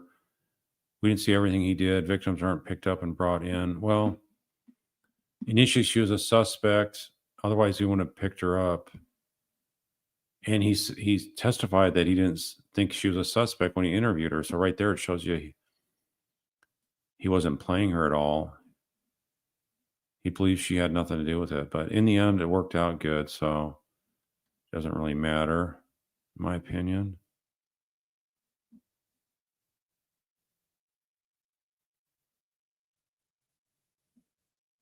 Edit now. End it now. Do I know that Dan Markel murder has spawned so many copycat murders? Gosh, is that maybe because of the delay in prosecutions that this is a good way to do it?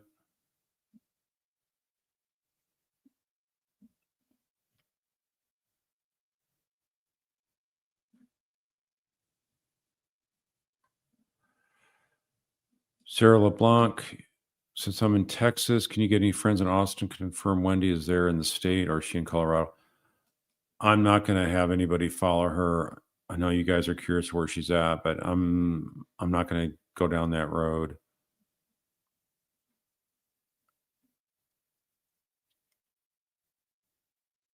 As long as this state attorney can find her to arrest her, that's all that matters.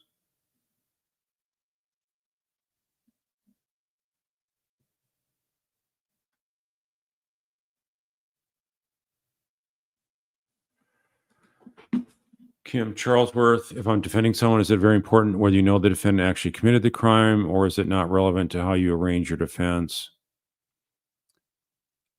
It's not so much at all whether I think they're guilty or not. It's what I look at as what evidence is there credible evidence to convict my client, and if there's credible evidence to convict my client, then I'm looking at, okay, what's the best long-term outcome for him? Is it to cut a deal or is it to go to trial?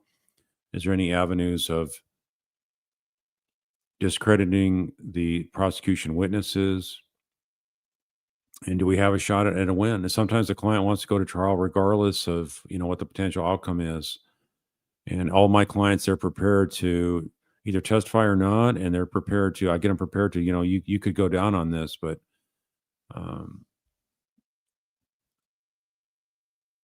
that's something that thankfully I've rarely ever had happen. Is my client gets convicted.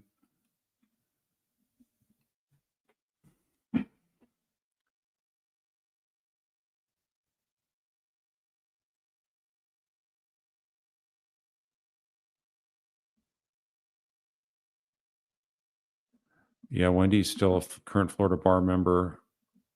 That is true.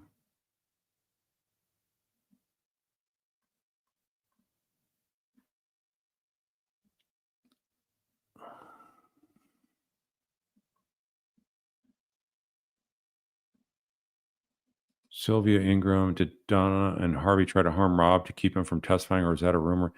That didn't come out, and I think it had to do with the fact that Fulford's phone was being used. So I think that's why they didn't want to get into that, because that could cause some kind of conflict issue where this case could be busted on appeal for a conflicted counsel helping facilitate some kind of obstruction or witness intimidation.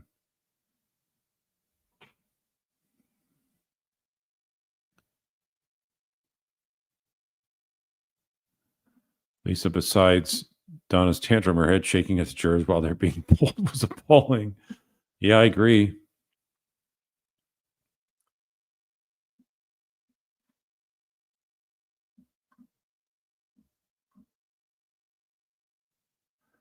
Join Jen, and you're saying Wendy's been seen in Round Rock, Texas, a suburb of Austin. Yeah.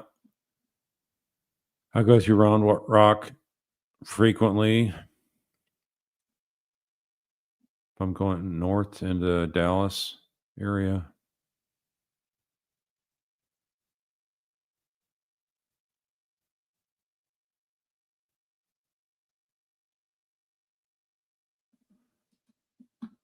I'll just say, Oksana,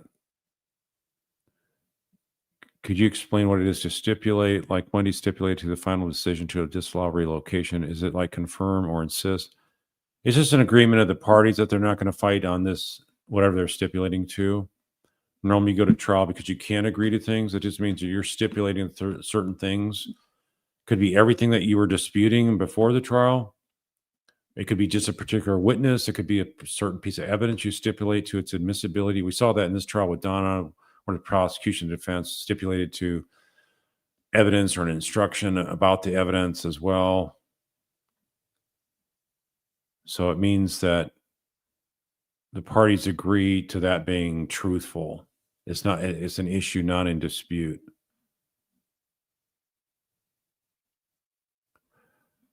Giovanna, you're asking if they have enough evidence to go after Wendy. I've been covering that for a couple years, so if you want to go back to the channel here and look at the indicators, you can see that. One of them was done about a month ago or so.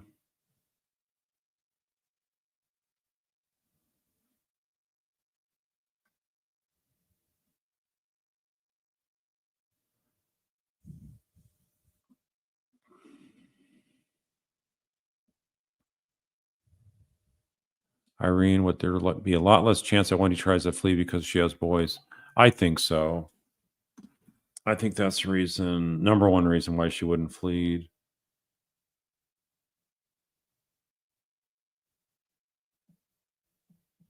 One second here, I'm checking.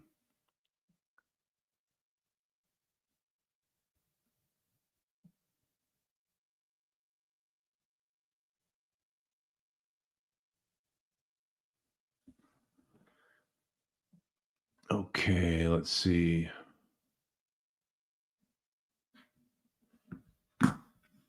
Yeah, I left Harvey alone. I didn't try to engage him or talk to him. I was tempted to chew him out, but didn't want to cause any commotion.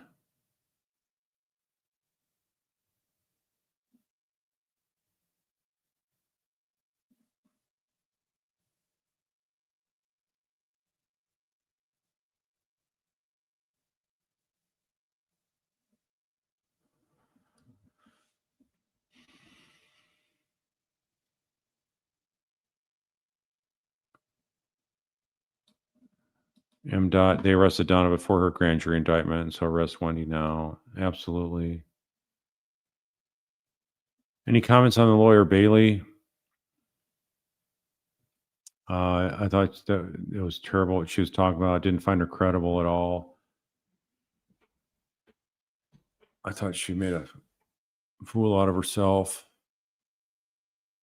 I thought she's buddies with Abramson and was doing everything she could to try to help Abramson.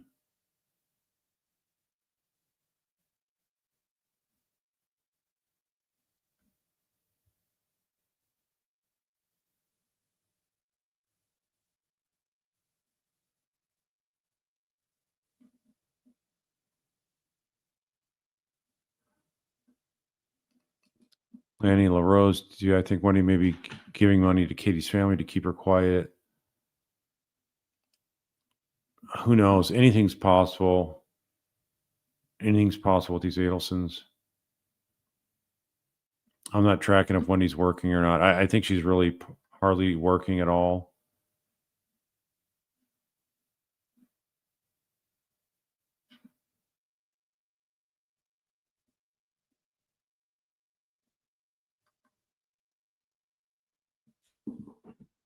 Wendy is fluent in Spanish, so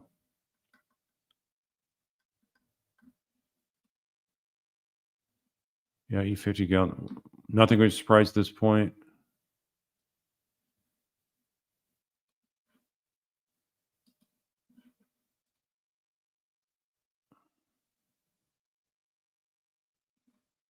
I'm a fish. Why would Wendy say she's heard of Dan's death in the police car this time?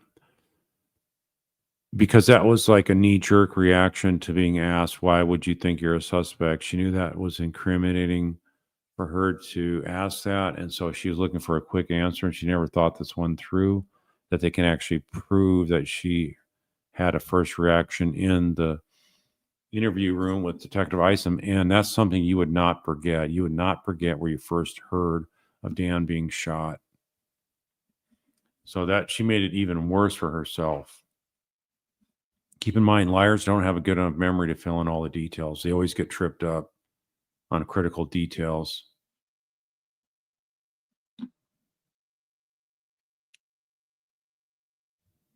Yeah, I'm not going to get into who she's dating and all that kind of stuff. I'm here to keep it focused on the legal aspects. MG, do I think Laurel cringes every time she lies, or is he just used to it?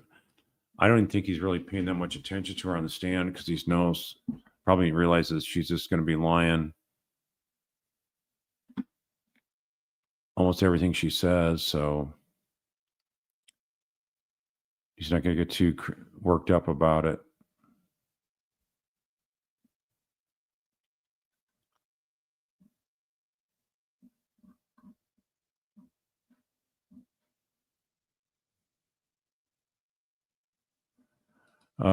Thoughts of witnesses sitting in on other witnesses' testimony.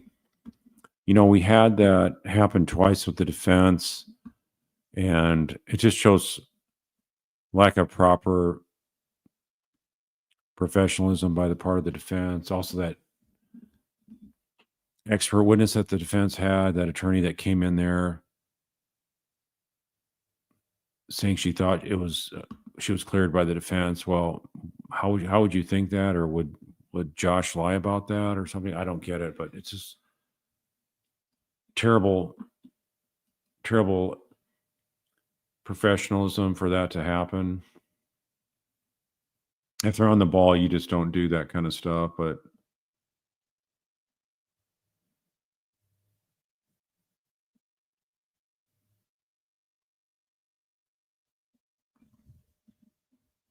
Melissa Cohen, yeah, do you really think I was drinking soda like that in court?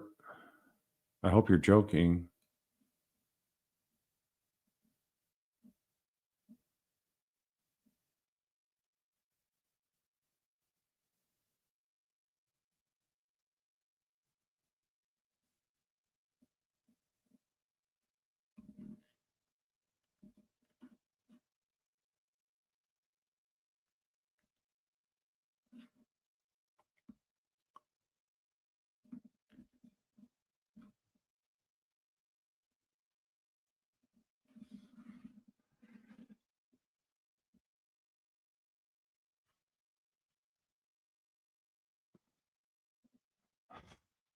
Yeah, do you really think I'd walk into the courtroom up between counsel tables towards the judge and start drinking a pop?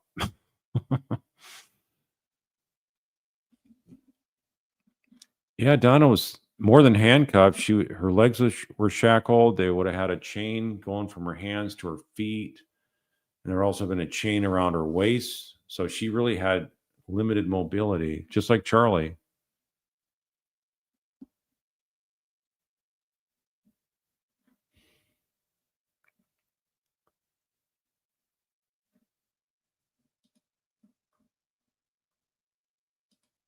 See, you think Wendy's at the top of the murder chain? She's just smart enough to distance herself. Well, if you have over 100 indicators of guilt, how's that distancing yourself? You think you're smart enough to outdo the cops and law enforcement, but it's not working.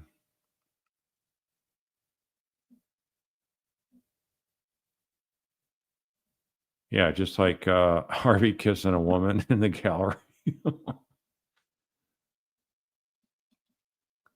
Any day now. It better be any day now to charge Wendy.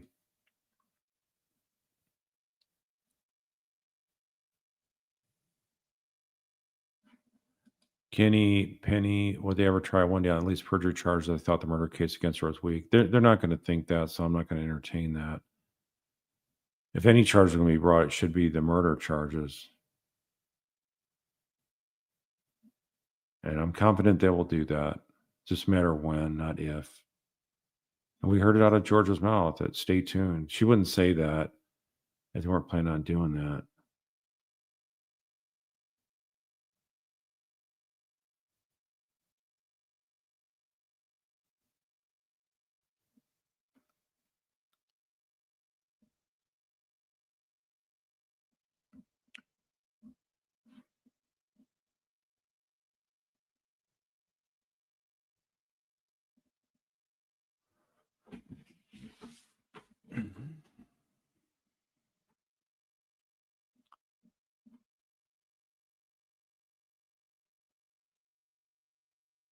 Yeah, the Shannon Gardner case. I don't know what's going on in that case. Anybody know? That's at Jacksonville, Florida. It's like a copycat case to this one.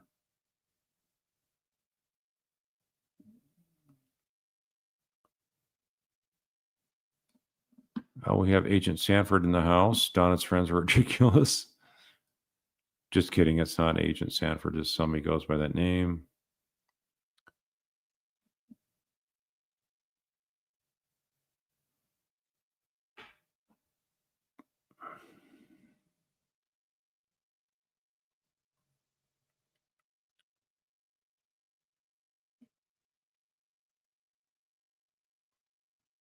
Lorena, have I heard about the juror making TikToks about the deliberation process? Yes, I have.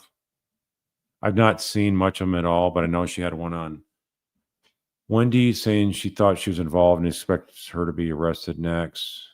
She was not sure if it would be murder charges, but she says she was definitely in on it. And so she doesn't understand all the evidence against Wendy and how they're going to present more details involving Jeff Lacasse and whatnot, where, as I've said many times, you don't set somebody up for 6 to 8 months to be a fall guy if you don't know there's something to ahead of time you want to have them accused of falsely.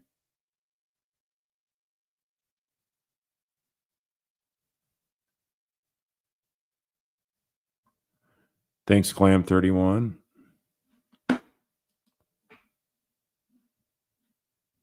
I agree completely. Thanks, Fletcher Boy.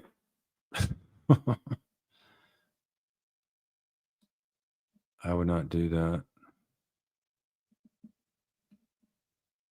So what I may do is cover maybe some of the closing statements, arguments by the parties here in the coming days. Just go over it. Yeah, some of you guys are talking about having withdrawals from the case, so maybe I'll cover some of that.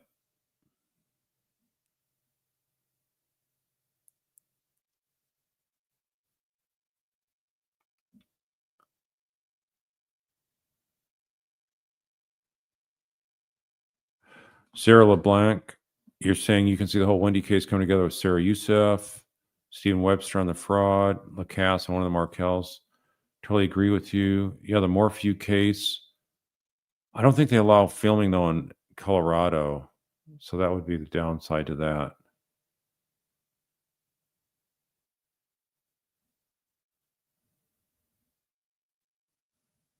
Okay, KCL, you're saying Shannon Gardner goes to trial August of 26. So that's almost a year away.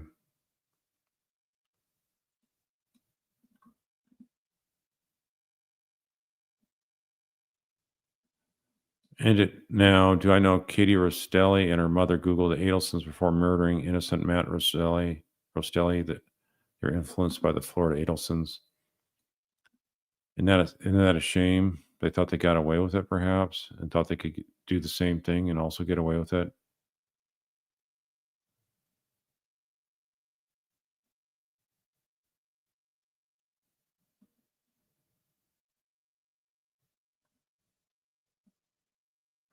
Denise, you feel like the prosecutor did a wonderful job presenting the case. What do you think? I do think they did a really good job.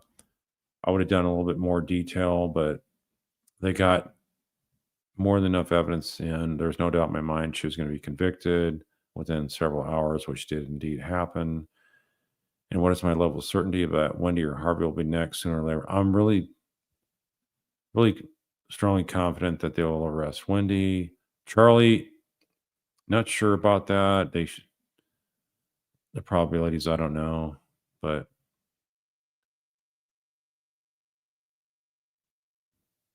there definitely won't be justice for the Markels unless Wendy's arrested. That is an absolute.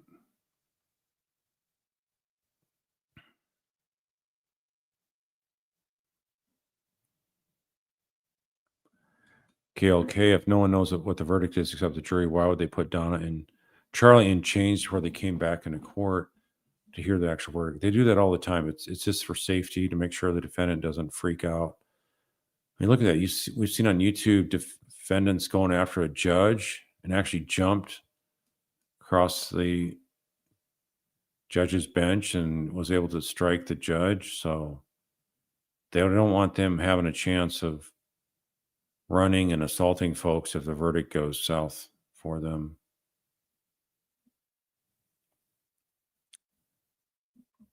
Sarah Youssef, deposition, do an episode on it. I'll take a look at that and maybe I'll do that. Thank you.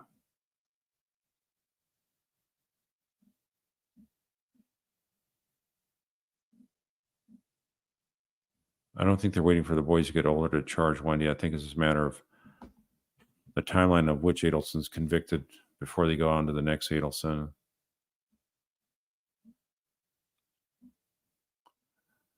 Never really, you have zero doubt Wendy will get arrested. I think that's what most people following the case are. I think that's what most people in the courthouse are feeling like. Prosecution's on a roll and just let them steamroll another Adelson. Thanks, Trial Channel. You're saying another Colorado trial was streamed live, but you know what? There's one that wasn't recently there that was covered. I forget the name of that one. They did not have any live streaming.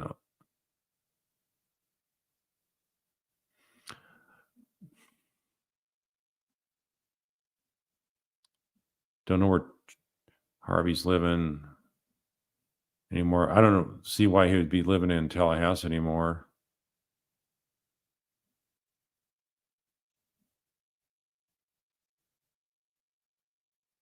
Don't know anything about Tova, the friend of Wendy.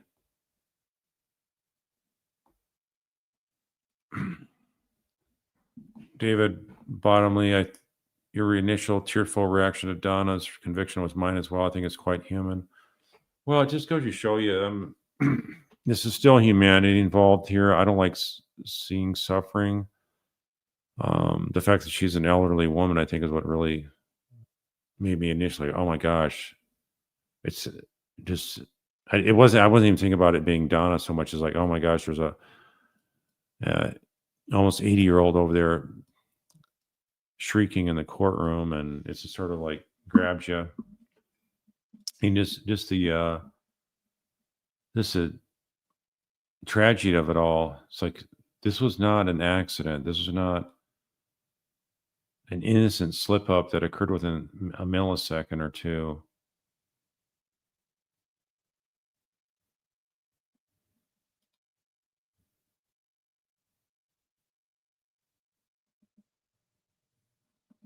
Vicky Davenport, I think Harvey only knew after the fact, and I don't blame him for not writing on his family. I pray that he'll be left alone. Well, you haven't seen all the evidence, so look at the evidence. Look at my videos I've made on him, and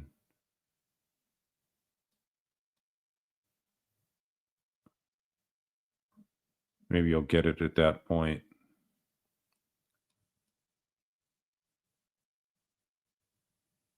Yeah, it was so senseless. That's a good word.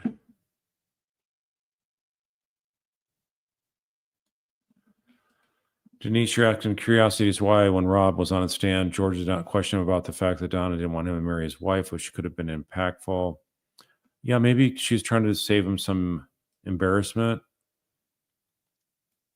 about his stuff he had to deal with. Maybe there was a motion to suppress, keep it out, and the judge granted that.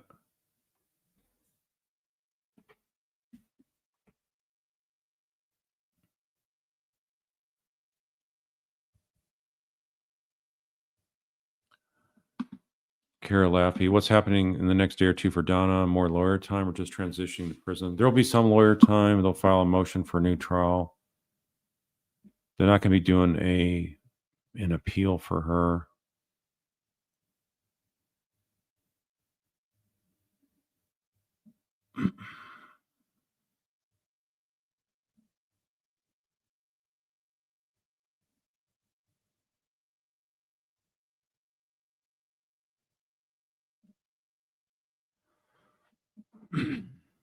AJ, you're saying it's a little disheartening if Donna and Charlie's lawyers convince them they could win at trial, just get paid. Or do you think Charlie and Donna insist on going to trial? I don't know. All I can tell you generically, what I have seen is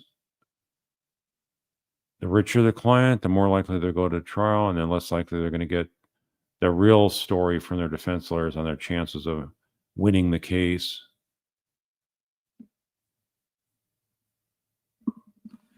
Trial channel. I don't think I realized until this trial how long in advance they were planning this. The way they presented it this time made it so much clearer to me. Yeah, that's a good point. I think that probably is the same for a lot of people.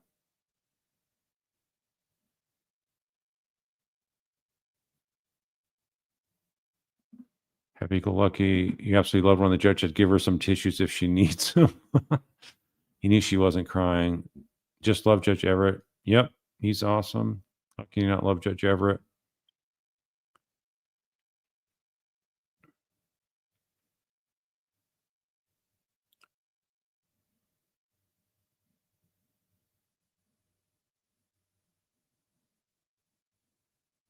Yeah. Nick Smith, Donna will be in county jail until sentencing. That is correct. And after that, she'll go to prison. That's the same thing that happened to Charlie.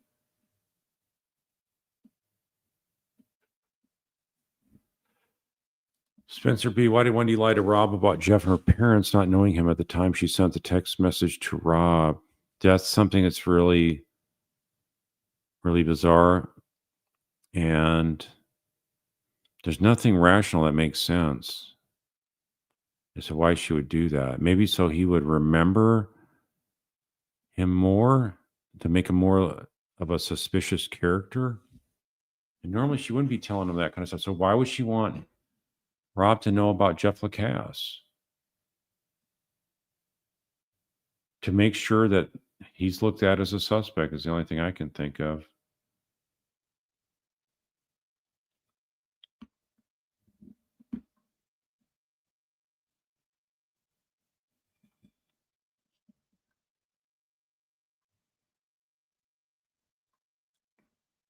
Adelson's, I think Donna was angry because she was a millionaire living her best life, and most guilty defendants often don't have much to lose. Do I agree? I think that's part of it. I think part of it is just this extreme hatred of anything I have to do with Markel's. So, and I think it has to do with psych meds. I think all the Xanax we've heard them taking.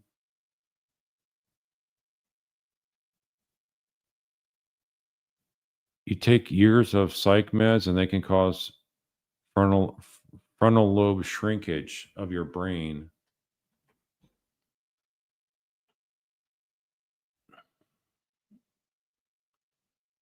And I think that can explain why they have this bizarre behavior. They think they can get away with stuff. I mean, look at all the people on psych meds that use weapons to harm themselves and others.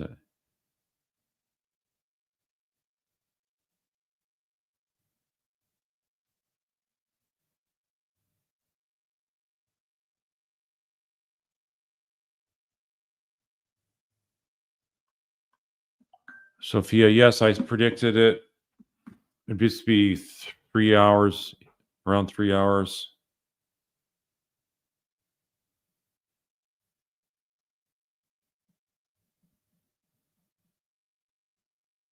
So, yeah, Donna even made the news on German newspapers.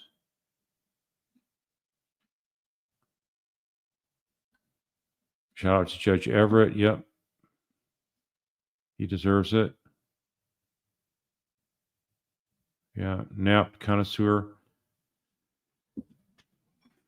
I agree. It made Jeff's name as to the police a possible suspect.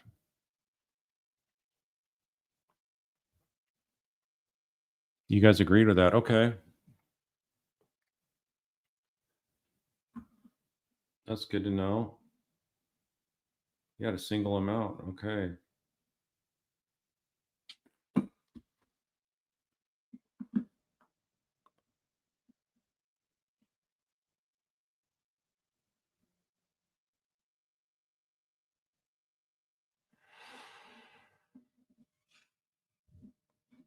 All right, let's see.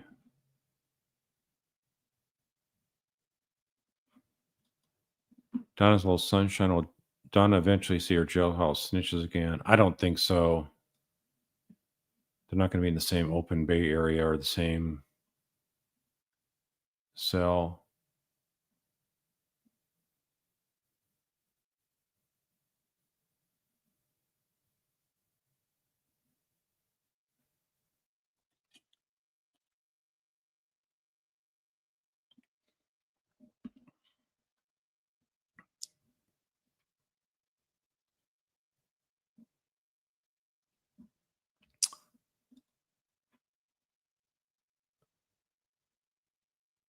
Yep.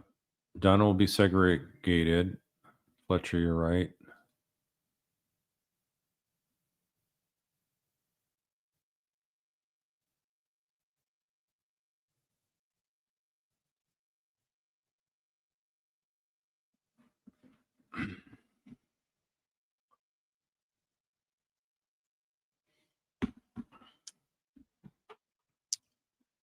Dreamscape, can you please clarify? It's a misuse of psych medications that cause problems. A lot of people depend on psych meds to enable them to live a full life.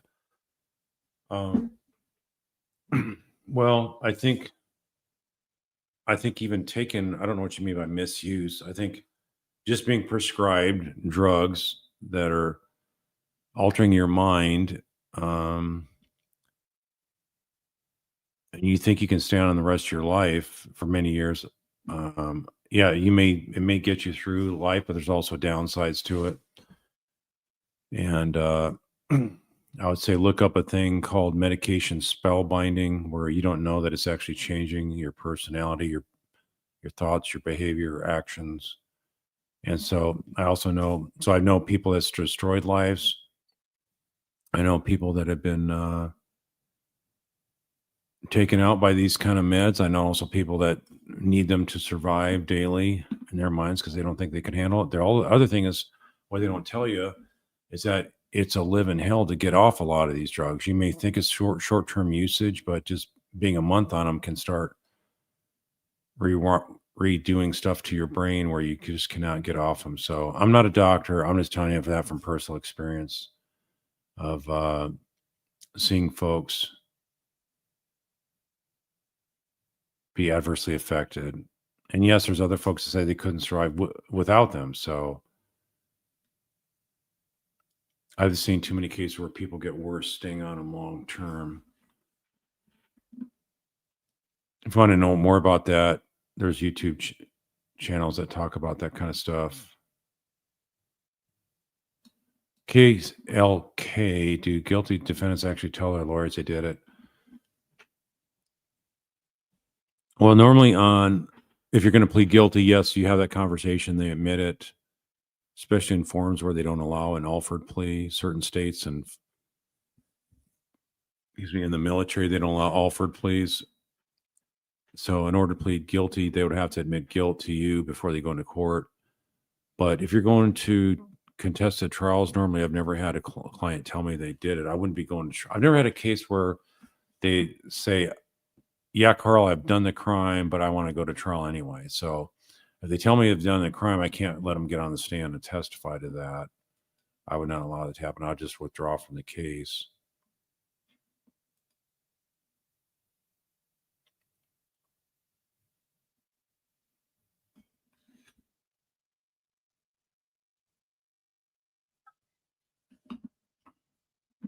Aaron Spencer, says Matt, is a very interesting case. No, I'm not familiar with that.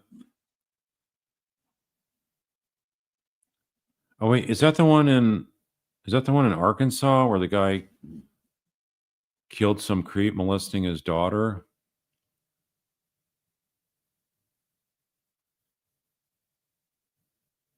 Okay, so here's an example of what I was talking about here. Love 2 is saying it's absolutely true. Carl, I was put on an antidepressant years ago and was never informed by my doctor how difficult it would be to come off them when the time came. It took me years.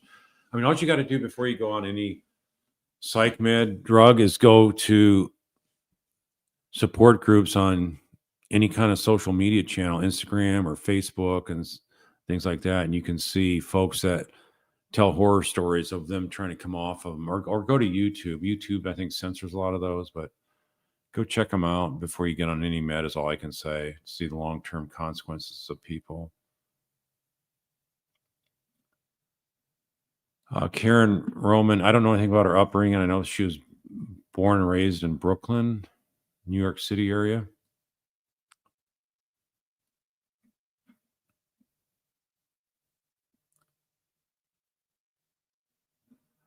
Dalai Lama, Donna's defiant foot stomping, shaking behavior during the verdict, jury poll, and the victim impact statement was something to behold. I've never seen a defendant act like that before. I mean, just rage. Sherry B, was Wendy or Donna on psych meds? I missed that somehow. I know Jeff Lacasse talked about how Wendy was on Xanax and trying to come off it before the murder. And if she's drinking alcohol, that would also be a really bad thing to do. That could also mess up your thinking. And Donna acts like she's on meds a lot. So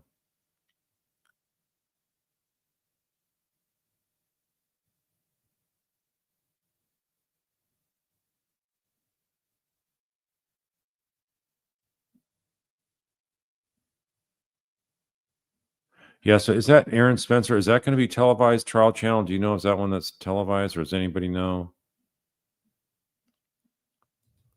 Because they're going after that guy for first degree murder, and he actually was going after this molester of his daughter, chasing after her because he kidnapped. He was able to pose bond from a judge putting such a ridiculous low bond, so he's able to bond out, and then he goes back and is kidnapping the daughter to re-molest her, and the dad, I guess, wakes up and decides to go try to find him, and he finds him on the road, and then he runs him off the road and shoots him in the head. So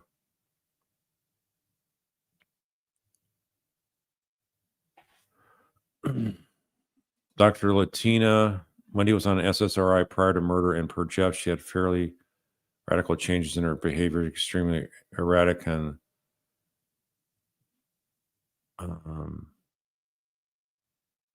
so SSRI, benzos are not. Xanax is a benzo, but it's not an SSRI. So yeah, I'm not recalling other drugs besides Xanax, but that could explain it definitely.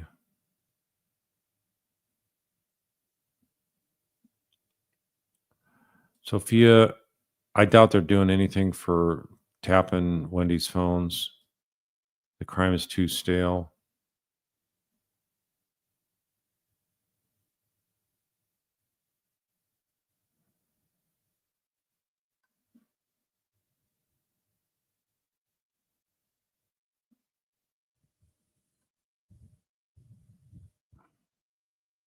Oh, MG, you're saying Lexapro is what Jeff said. Okay. I don't remember that.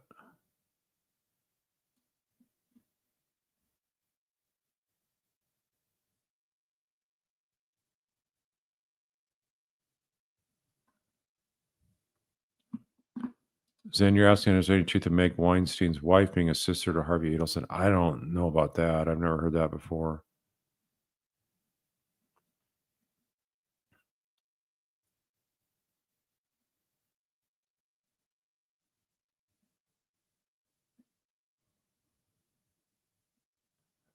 Sure, Wells, will Donna's calls be available like Charlie's calls were after arrest?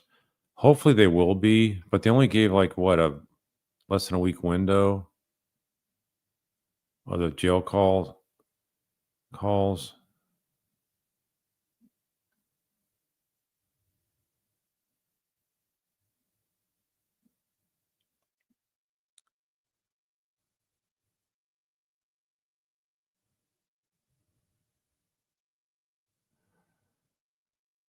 Dr. Latina, you're saying bottom line is what the information available shows that Adelson's what we call polypharmacy. Is it shame? Yes, it is.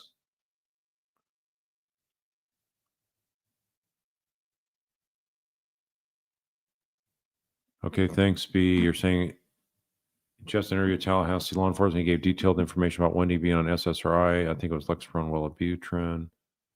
Okay, I just don't remember that. I just remember the Xanax.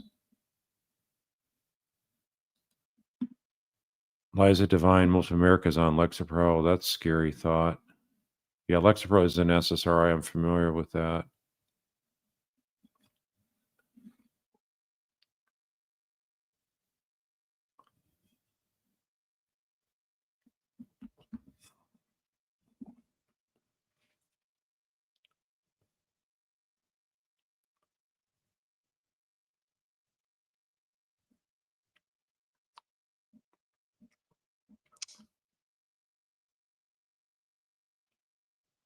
Yeah, bottom line is too many people on antidepressants. What you all may not realize is that America has like 5% of the world's population, and we use 65% of the world's psychotic meds, or not psychotic, prescription meds for, I guess, what do you call it? Psychotropic meds, stuff that alters your thinking.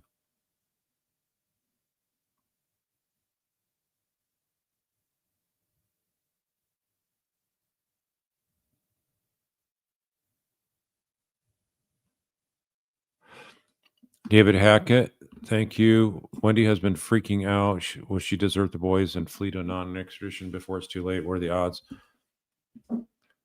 I think there is a chance. I don't think she's going to do it. I think she's just going to wait. I don't think she can mentally handle running to another country, even if it's a Spanish-speaking country.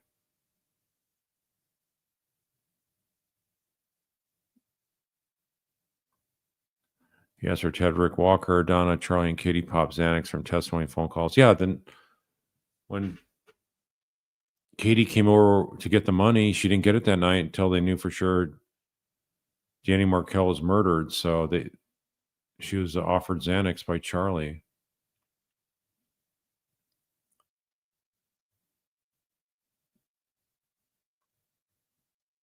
Yeah, Joe Kelly makes people numb to their own actions.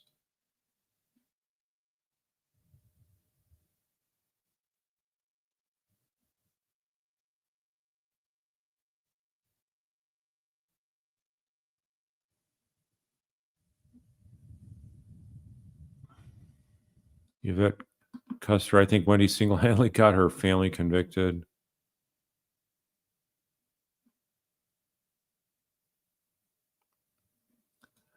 Georgia girl, an article came out today that said Jack Campbell will make a decision in the next few weeks to go after the others. Wow, that's interesting. Why would he announce that?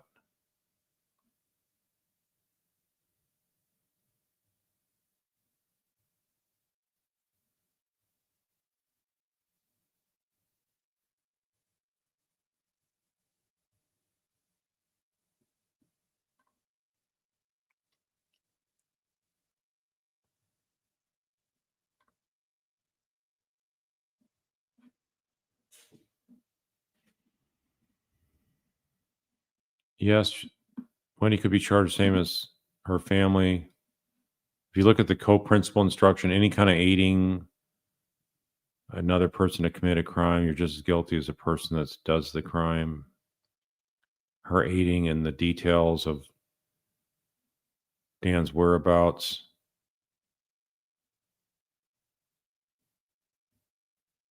Including asking, is he in town the 14th to the 18th?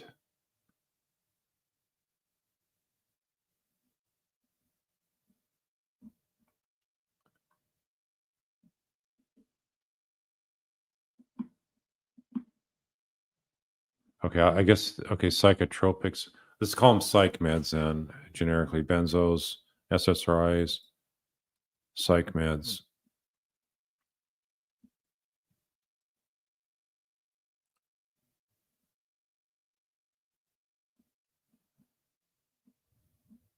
All right, with that, folks, I'm going to go ahead and sign off. Thanks for supporting Justice for the Markels. And may cover some more this week on the closings for prosecution and defense. Not sure yet, but I'll try to put out an announcement at least half a day ahead of time. If you all know of any cases to follow or any interest in ones, let me know. So right now I'm looking at Brian Walsh and Aaron Spencer. Aaron Spencer, if it's televised.